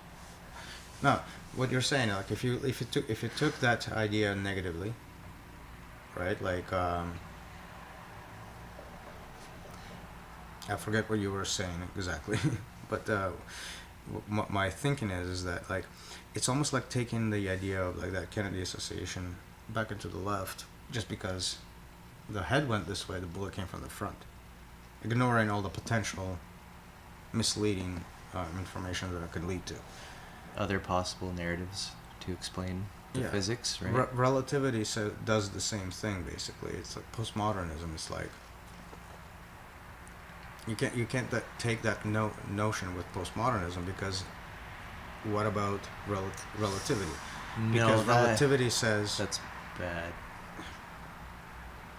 Relativity bad. says that your the observed velocity is never going to know be either one or the relative to other. where you are, and because you cannot escape being the observer, you can't escape affecting the actual problem space. So you're clearly affecting the outcome. Right. There's more there. I would involve quantum physics in there too somehow. I didn't mean to, but there we are. But the point being is that you can't just like wholeheartedly That's let why go the of weird postmodernist thought experiment part. of driving a spaceship near the speed of light all around the place and coming back to Earth 70 years later, whatever, but it's like everyone's old, but you're still young. Well, it's all. It also neglects. Or people are just dead. Well, right, also, that idea, right? Because it's according to you. But that idea you have different. That idea is also flawed, because relativity also compensates for this shit through acceleration and deceleration. So, in your accelerating period and your decelerating period, I thought it was just the speed that you're traveling, because you get up to a speed and then... If you go from 0 to speed, it all works. But if you have to accelerate to said speed and decelerate from said speed, everything catches up. So you'll experience time slower and faster, while they'll experience it the same, but the slower and faster element will compensate for the sameness. So maybe while you're looking at each other, you'll see different things, but by the time you arrived with each other, it's all gonna... I'm not actually entirely sure about it, but I do know that the acceleration and deceleration have a profound effect on the outcome of this experiment. I don't know, I'm not into all that, but it's, like I always heard the story, you could say accelerate up to near speed of light and then just fucking travel around for a couple of years. Once you come back towards Earth and decelerate and then Yeah. then everybody's going to be old, because for that time, the whole time you were traveling near the speed of light or something. And every one of those stories skips on the part of what happens during acceleration and Or during it's like, deceleration. for you it feels like 2 years, but it's because you're going so fast, like time traveled faster. Yeah, for but what Earth, if you're or- decelerating? But that's what I'm saying Like, is, does that let's say mean you- your time let's say you speeds accelerate- up and theirs slows down? Like, let's say you accelerate as fast as you fucking can, and it only takes you like a month or something of heavy G. I don't know. anyway. Sorry, I'm not trying to cut you off. These are all. I don't know tangent. either. It's just I'm personally completely amateur. not as interested in this because I think we're just gonna arrive at our own conclusions that we preconceived anyway. But let's get back to Well, like this whole. we don't have any context for like what's even the purpose of talking about it. Really. No, What's our goal? we were trying. There's to talk, no end to that. We were trying to talk about how postmodernism is not to be so easily dismissed because relativism is fundamental, not just to our cognitive capacity. It's also something we observe outside of it. So, may as well like use it as a tool. Well, just not the shit, only man. tool. Like that seems like very, very kind of complicated. Like you wouldn't want to give that type of. Well, you wouldn't analogy. want to throw. It's out, just so simple that, of course, every one of us has our own perspective. I have my brain. does the holarchy? You have your brain. Is Does- that in question? Does the holarchy negate the Like fact that's that there's almost a hierarchy? enough right there to say, well, yeah, they're actually people have experienced their own version of words Sure, through life. but my point is simpler. Does the point That's of simpler than your simpler point. than that? Nope. Does the point of having a holarchy negate that there are hierarchies?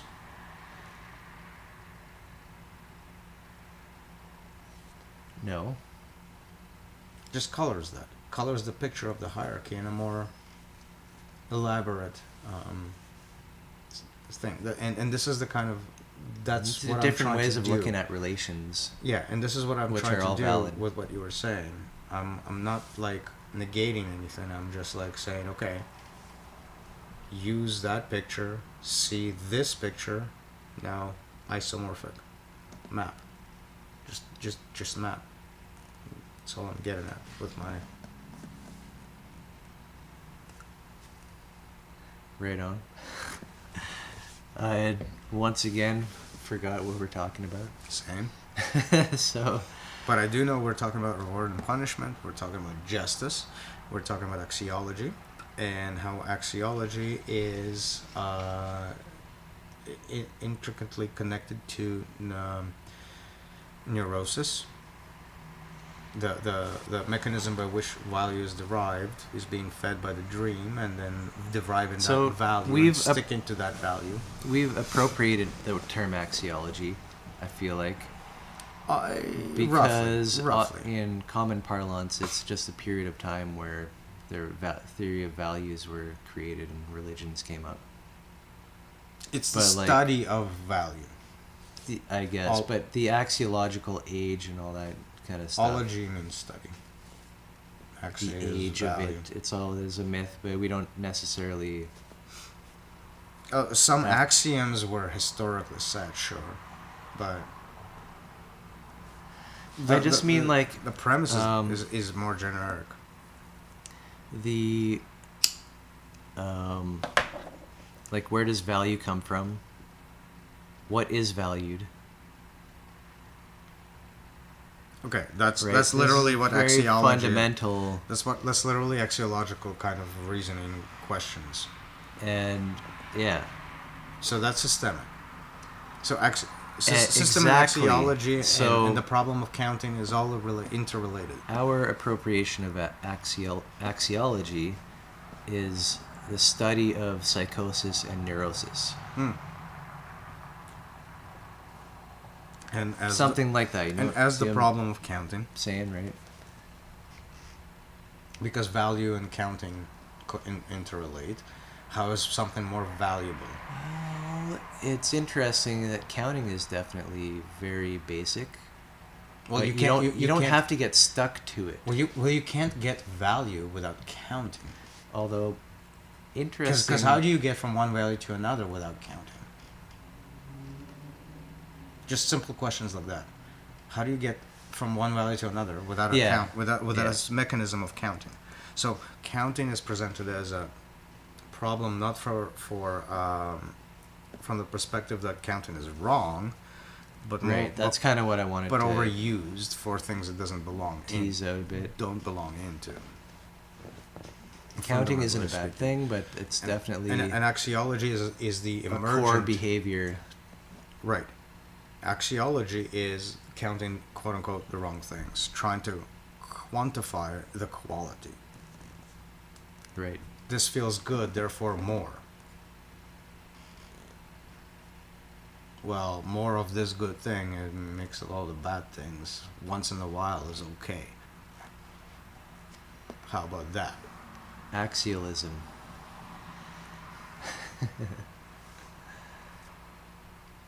Yeah.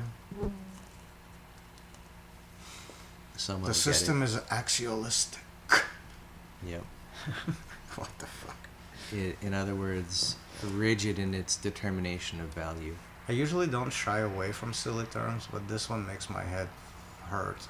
Like I feel like a moron saying it. Axialism? Yeah. It just sounds like I got hit in the head. but you can say and pronounce it, which is impressive. What's that? There's another word. Maybe it's One a that, sign. that you always can't say. It's a sign. Trance. No, it's good. Yeah, it works. Yeah. And again, that discussion is not that very complicated. Again, we're looking at that table. It's a binary table, reward, punishment, and we're looking at a kind of an accelerationism involved with that, and that accelerationism is simply stating that the final reward is lack of punishment. That consolidation and decay situation. I see what you're saying. That there's a. It's a generic trajectory. It's not like I feel like there's a hyperstitional element to it in that this is its final form. It was already built into the whole structure. But not when we say accelerationism, I like for that to be a good thing. And normally people take it as, well, push everything till it breaks and then everything gets destroyed. And then we have the glorious golden age. All right, I think hyperstition and accelerationism are intertwined terms. Good or bad. Sure. I'm just trying to point to things where it's kind of like the future is set. So, based on what it is. The hyperstition is the mechanism by which acceleration happens. So hyperstition being a myth that pushes down on reality and accelerates the events that build up to the constituents of the myth, thus emerging the myth after its hyperstitions. Kind of maybe sense? Following. I don't know. Lots of words that fitting somewhere. So hyperstition is because you think this way, those things are happening. Right. So it's like... And it's a process where the future is already existing because the present is as it is. Mm-hmm. That's what causes the future. So the clearest example we've had of this in reality, there's a couple, but the closest one, is there is a shortage of paper towels and toilet paper. People panic, believing there's a shortage. They buy up paper towels and toilet paper. Then they're selling it on the black market, making big profits. No, hold on. They buy up the paper towels and and it was all for nothing. And in the next iteration of the cycle of thinking is there's a shortage of paper towels and toilet paper, and people look at the store and what is correct? That there's a shortage of paper towels, and so this is hyperstition. The thinking begets the reality.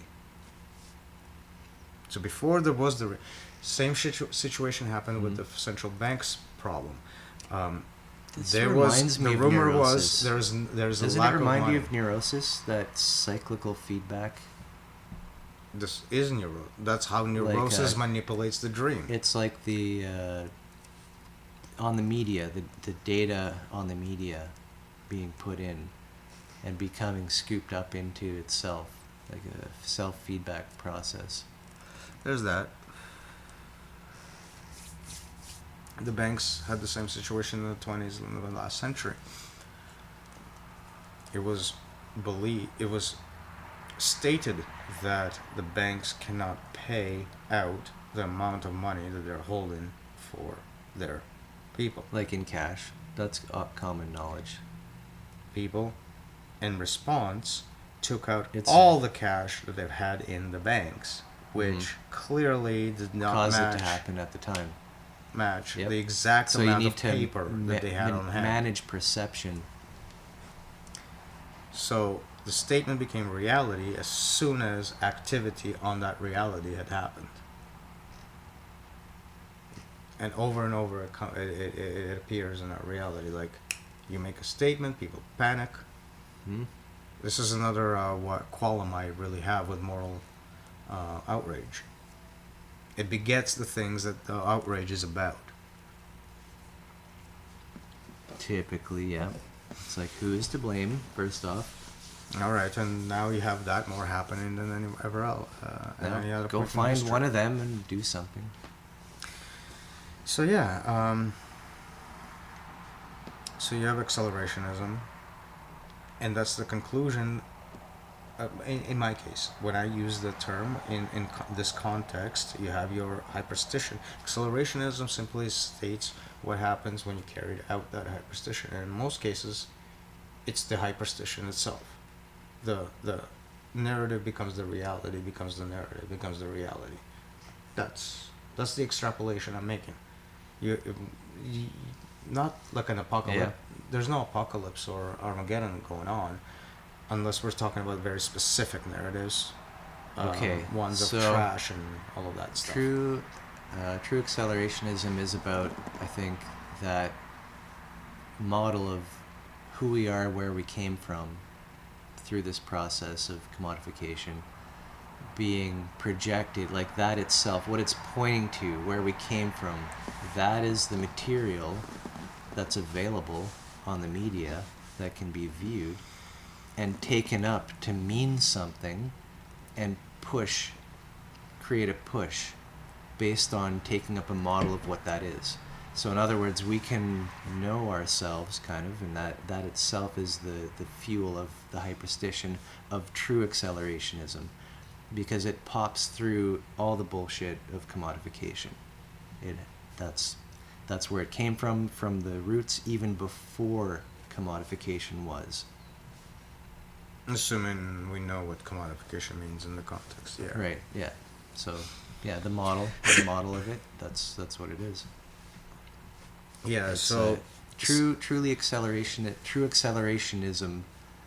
hyperstitious model. capital accelerationism, if you will. Capital termed. T, true capitalize everything. Right. but does it make sense how it's bound up into the hyperstition? So like the hyperstition expresses what the acceleration is, right? By making a hyperstition the reality, you can view what that reality becomes. You can judge what that affects, and in Right. most cases it's just so bound up in the loop that we're looking at simple things like the hyperstition of the toilet paper being gone The loops accelerates are- to the right. toilet paper being These gone. loops are like cognitive models of reality, like myth chunks. Testable myth chunks. Remember you were talking about with your Yeah. job, And like the ability to chunk things into testable pieces. Yeah, The- and they're so the myths- obfuscated from each other that they can't really go beyond their own effects either. Like toilet paper shortage only affected toilet paper shortage, and affected further toilet paper short. It was so stuck in its own fucking loop. right? Like, because everything else moved on pretty much the same. Now, if you were to contact any like business supplier, like And I'm not talking everything, but hold most on, things. you're right. Any business supplier, corporate type of distributor who does let's call it Toilet paper? commercial TP. It was available by like the industrial quantity. Like you Yeah. want a skid? You want a skid? Like what do you want? If so, in other words, if anybody were to actually investigate the market, in Right. other words, perform There a was no feedback shortage. operation, then you would find that this is not necessary. You're right. So accelerationism doesn't speak to truth or reality or any of those things that are happening. It's a story that begets itself. It created its own shortage in its own limited bubble with the outside of the context of the entire environment itself. The myth was a driving force. People decided it was a certain way, and that way it became. Long story short.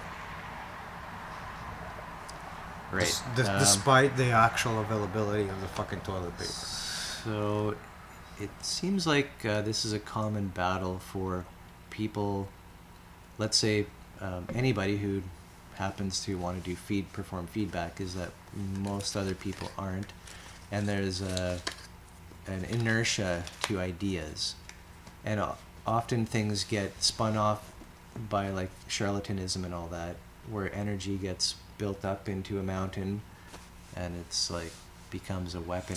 That whole idea of what you're talking about is that there's so much pent up potential energy that everybody winds up talking at the same time, and nobody has any room for absorbing anything, if you will. So everybody's wound up to begin with. There's literally no room to get anything in.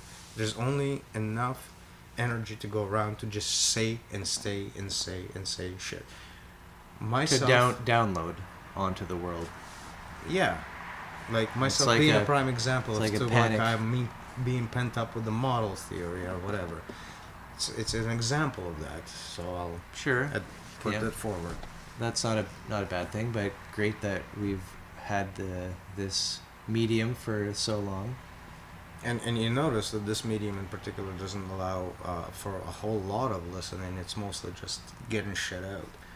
And I think that's another element for broadcast to look at. Yeah, it's like a notepad. Speaking to the dashboard, We transcribe a little it. bit, speaking to the concept of the dashboard a little bit, fundamentally we have conversation, but the next step is broadcast. But if you think about it, broadcast has to come second, because in like, just again go back to tribe, like take civilization out of the way. You're just talking to people, right? Very rarely do you have Yeah. somebody yelling at It's the kind top of like of a their size. lungs. It's like a size issue. I'm reminded of like the development of nervous systems within multicellular But also the need for organisms. what is the need for there to arise for somebody to yell at other people in the broadcast sense without them replying back at any quick real-time situation? It becomes much odder to Interesting. think about that if you're thinking about There's, people that are interconnected personally. I know we've had a lot of computer metaphors and all that. Under IP protocol, like the internet protocol. Yeah. So IP, we all have IP addresses. That's the direct one. There are one called TCP, which is a conversation, and one called UDP, which is a broadcast. UDP never sets up any type of You have to session. You have to encode the session in the UDP. or in higher up application. Yeah, whatever the layers. UDP Yeah. passes on. Right. That's just an observation. Yeah, no, it's similar. The two systems are built into. It's similar because you're Know not that. you're not as prepared for feedback. You have to set it up for yourself. So in a conversation, every time you speak back to me, I have to engage back. But in a broadcast situation, I can broadcast, you soak it up, you give me feedback, Maybe. I soak it up. Hmm. Yeah, and between that, there's lots of maybes. There's maybes in the conversation too, though. What I'm saying is that conversation and broadcast look like a broadcast looks like a conversation in a prolonged space. And ultimately, that's the same situation as a normal. And typical- more diffused, maybe. Yeah. Because the prolonging of the space. the nature of it is that Think of Swiss cheese. the Like if nature you're of a stretching out, broadcast. or dough, stretch out the dough and you get holes in the middle. Yeah, it's kind of like that. the nature of a broadcast is that it's beyond potentially just one target, a recipient. You are just putting Conversations something don't out have there. to be limited to a target, though. There's still a group can be a target of a conversation. That's still fair. Hmm.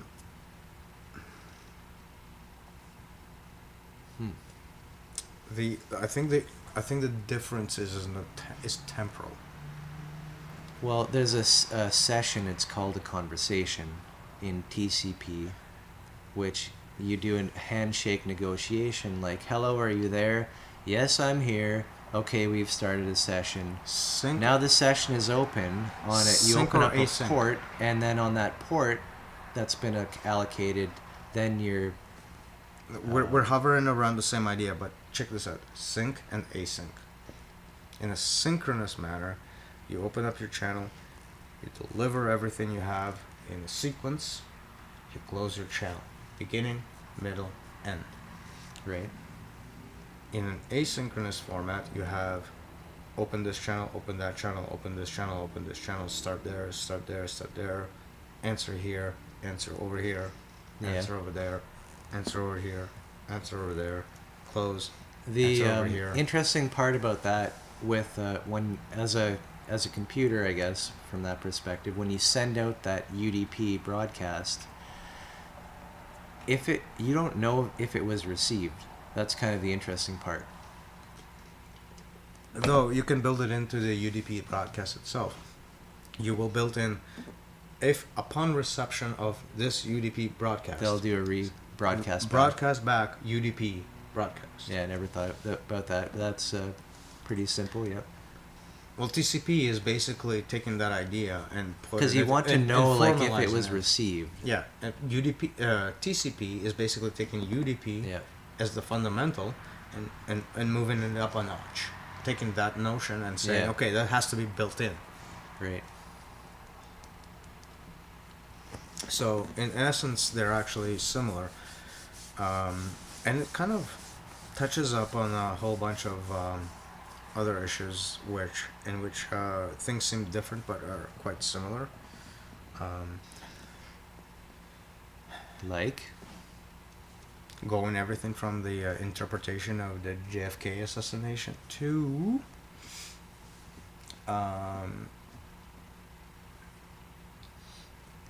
Well, this is how everybody has different worldviews sort of built up. Their myth structure altogether works in context. You can share a set of facts, like let's say certain facts are believed, but then come to completely different conclusions potentially. And this is what we are all, like, everybody has their own perspective on everything potentially.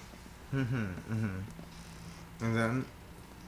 then we come to our axiology, which is a reductive system for the system, if you will, that positions everything in terms of reality and morality. Axialism. And then from reality and morality, you derive your justice system for reward and punishment. The real is rewarded, the moral is rewarded, so further reduction. Right. Pleasure and pain gets fed back into the affect system. And I like how you mentioned axiology builds up different conceit. societies like Dick and Orwellian, Huxleyan, or whatever, Yeah. for the different quadrants. It's still not As a direct mapping though. Yeah. Like it shouldn't be taken quite so literally. Each quadrant Thought that was a given. exhibits elements of all of the four, and each four As it exhibits must, elements yeah. of all quadrants. Right. And the ratios and proportions are going to be up to, like... interpretation, actually. Yeah, interpretation. Which I wouldn't recommend using as anything except metaphorical comparison, if you will. But to drive a point in for... Yeah. I'd like to say It's model always- should trump any of those. It's always fun to And I'm not trying to say I'm not shunning other sources, but rather make connections. Try to say that it's worthwhile interpreting the other sources in terms of the model. Well, there's already been so much in that sense. written. It's actually Been modeled before. you could say our duty or responsibility, like we should or have to reference whatever we can as much Would as you possible. say it's our moral duty or because it's reality? It's both real and moral. Just like the moment. Yeah. Which is another interesting topic, immersion and presence. How do you contrast what Right. we were just talking So about? this is whenever I've been talking about feedback, putting feedback into the whatever moment it is as kind of like a solution. That's what I interpret this as. Two different ways of dealing with psychosis and neurosis, utilizing feedback. So, in other words, that must mean taking your inputs, whatever you're feeling, sensing at the time or thinking, and kind of subjecting those to a third-party stance, sort of, instead of like being in it and that being as our normal reality is experienced. You kind of step back, and that's where feedback can happen. You admit that what you think you know isn't perfect, and you make yourself available to any changes that what your incoming senses may implicate. So a bunch of solipsistic bullshit, really. Probably. Yeah, it's all subjective, like, navigation of the internal, isn't it? Yeah, but also, it's totally worth investigating. I'm obviously just being a dick. Explain yourself. You know you want to. So,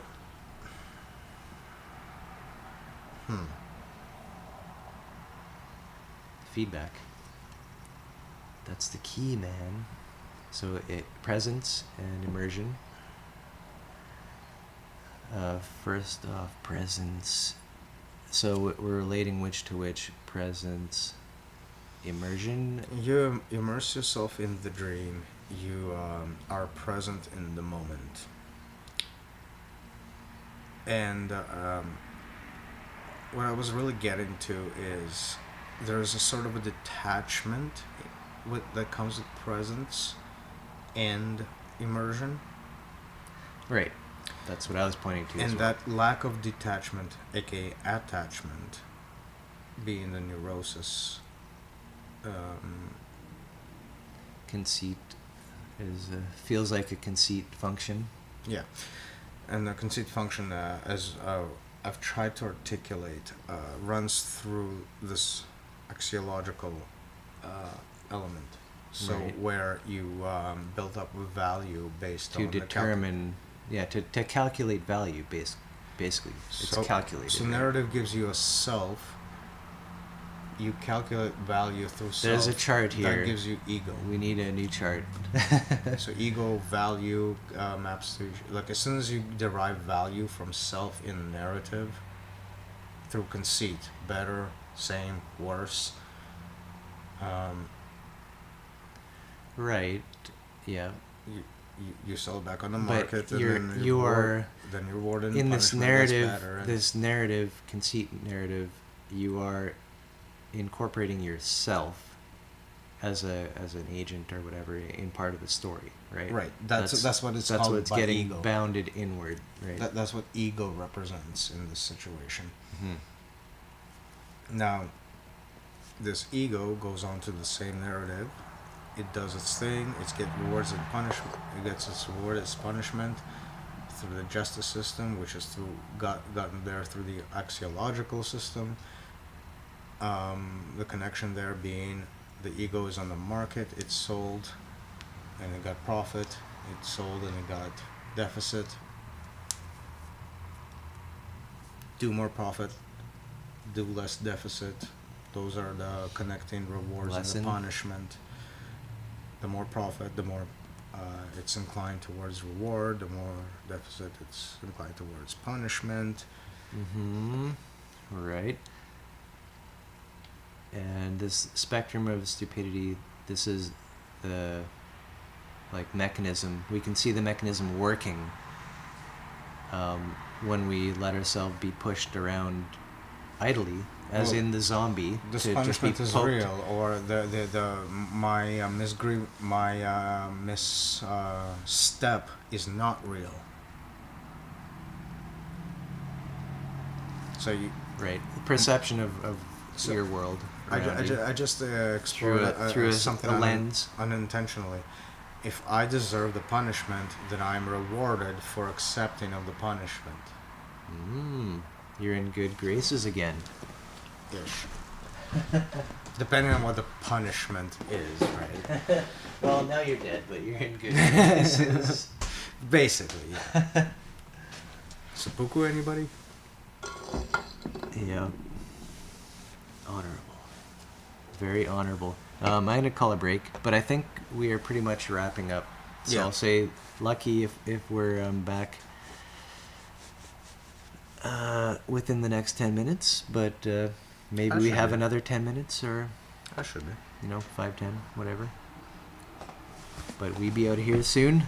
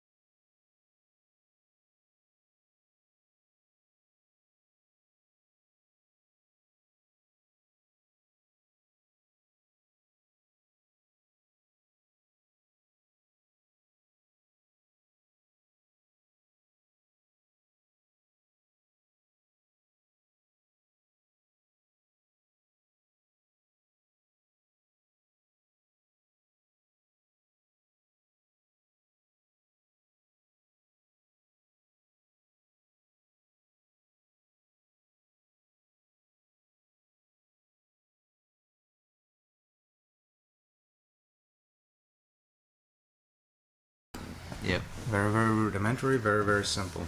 Connection between axiology and justice. Yeah. Yeah. Values, what do we value? Good is +1, bad is -1. Justice in quotes. Yes. So, Parentheses, no, yeah, quotes. so With a lowercase j. and the rudimentariness, I guess, of it would be is that more good is good, more bad is bad. Correct. So not only does it You're hired. not only does it comment on actual existent things outside of itself, That should be every it's actually interview. just increases its own metaphysical existence, if you will. Kind of like justifies itself being there, hence Sure. justice. Of course, yeah. So, It's not a only shortcutting, an automation of value. So you don't have to think, you just know X is good, Y is bad. Therefore, you have buttons which society pushes, and you do activities. it means it doesn't matter what's on the list. It's automation. It means it doesn't matter what's on the list. It just means that the more things from the list that you do on the good side means more good side, and the less things, or the more things you stop from the bad side, the more good side. And let's again throw in that the more things you appear to do good, X, Y, Z, the more things you appear to do bad, X, Y, Z. Dude, I just fucking had the revelation. Okay. Hit You me. know how I'm saying that the only reward is to escape punishment? Yeah, after all, yeah. Well, do you know what that is? Um, Exert punishment for the wrong. So the only activity expressed by the said justice system is exert justice. To punish the wrong. Yeah, that is the Okay. only reward. And right, I think we might, probably you brought it up, touched on that there's not a mirror side of justice, which is like people should be rewarded for doing well, right? That's on capitalism to be paid a paycheck, Right. right? This is how you avoid doing any wrong thing So to begin with, so to be not punished. not only it just there's a whole whack of shit to get punished for, but the only rewards are to punish. basic market, like, well, you get paid every 2 weeks or whatever. Right? It's- That's its issue. in yeah. other words, both are like completely limited in what it could be. They amount to the same thing. Punishment and the expression of punishment. The only reward is to express punishment so that you are not the receiver of the punishment.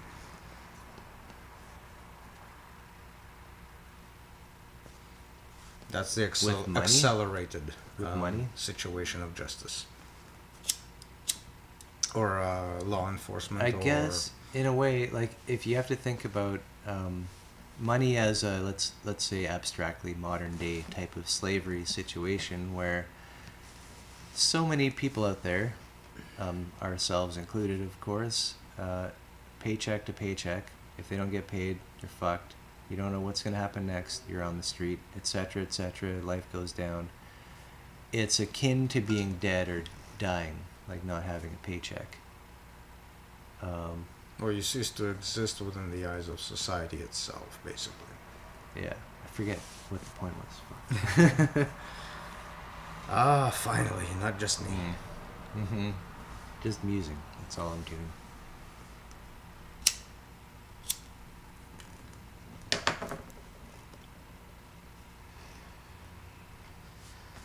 So, there's something about this axiomatic justice situation that is very, very, very reflective, of neurosis, which we've been trying Yep. to tackle as a fundamental concept. And a lot of the things that we're talking about there are useful for it because it's harder to explain it from the perspective of psychosis just being the mistaking of a dream for reality. So in here we are tackling that reality and morality are tied in two different ways, What's real is moral. What's moral is real. Mm-hmm. Yep. Good connection. That gives us the playground for expressing that psychosis is both objectivistic and solipsistic in the mistaking of reality for the dream. So from the objectivistic side, The dream for reality. You mean, yeah, I guess. Yeah. yeah, making them one and the same.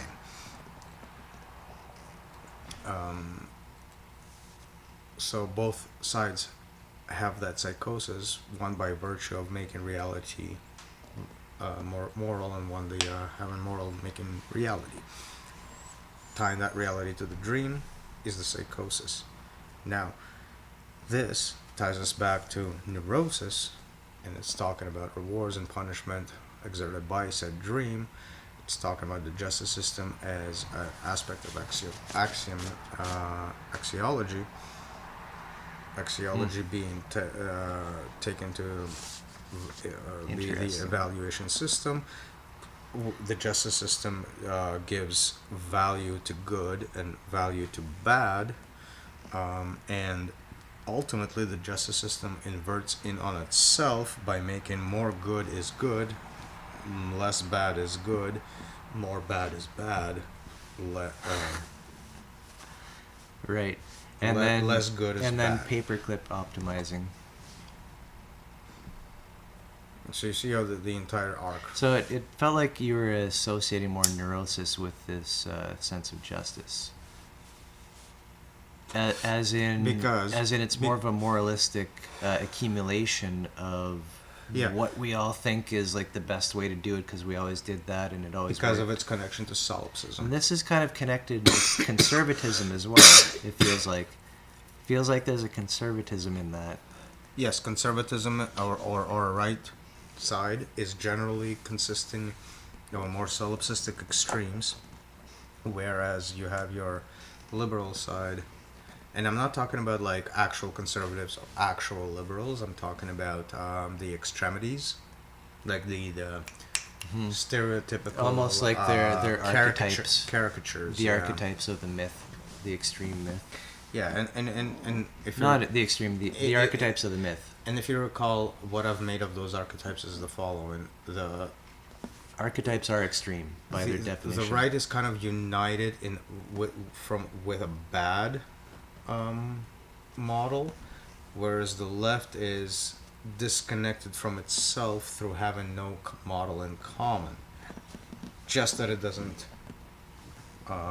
adhere to the very terrible model of the right. Like they're not united. They're just disagreement with the one side. You could maybe identify a tendency for synchronicity or synchronization of model. It's the order and chaos problem. When you come from below, only the below makes order, and everything up top makes chaos. So everything you come to is chaotic. You don't want it. So there's no coming together. Mm-hmm. On the other side, everything from the top is order. Yeah. And therefore you must churn and churn and churn and churn and churn through and chew through the bottom, causing the chaos. And that chaos is so unstable, it doesn't support the top. So neither can actually do anything. Disabled. Oh, for the same reasons, but for different reasons. And for the same for the same context. There's no need for a specific puny little conspiracy of mere hundreds or thousands of people. We're talking cabal. This is built in to each of us at every point. That's where this type of behavior is having emerging. This when you have a justice ledger, imprinted on your heart. I've done so many good things. I've done so many bad things. I should be rewarded for this. I should be punished for that. Right. That's the driver of the myth that you put into the picture. And that myth is very this right is how for we saying, judge, yes, you should be punished. We judge everybody who we see them as other obviously immediately. But again, this is a way of politically triggering people to say, I will kill them. Not me myself, but I will support that it happens, or cheer them on, or whatever. Goddamn criminals. Pay my taxes, etc. Those criminals. Those foreigners. Those degenerates. Those Yeah, just buttons and levers to push. category. That's after what category all this kind of after stuff category ends after up becoming. category. You never have to look at somebody to their face. You just judge them based on what the appearance was, and we all know about appearances. Yeah, so like grace, that's a word in religious theology, and Now, interesting. you should that's say why that. in a myth, that's a very powerful factor, is grace, because of this type of system in which, well, you deserve that I should hurt you, or like all these things we bind up in saying, like in What's judgment of interesting, each though, other. What's interesting there is that grace would be the word to use from the perspective of the system.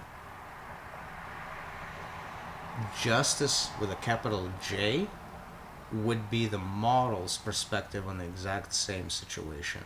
That is what justice would be. What the system calls grace. Grace is called by this is a negative connotation to it, because it's saying you've transgressed against something, and we're giving you the leeway to get away from the punishment. Yeah, I hear that distinction. This time. You're saying, Whereas, but in model speak, this would be justice, because the system is not the primary yeah, element. we would call it justice. Okay, I'm okay with that. Capital J, justice, and I That's like just one I example. like that association. That's just one example of Association what I with, would call justice. grace.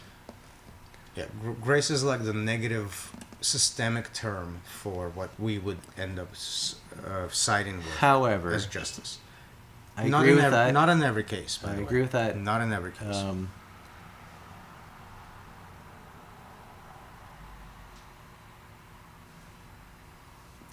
think we need to go. Yeah.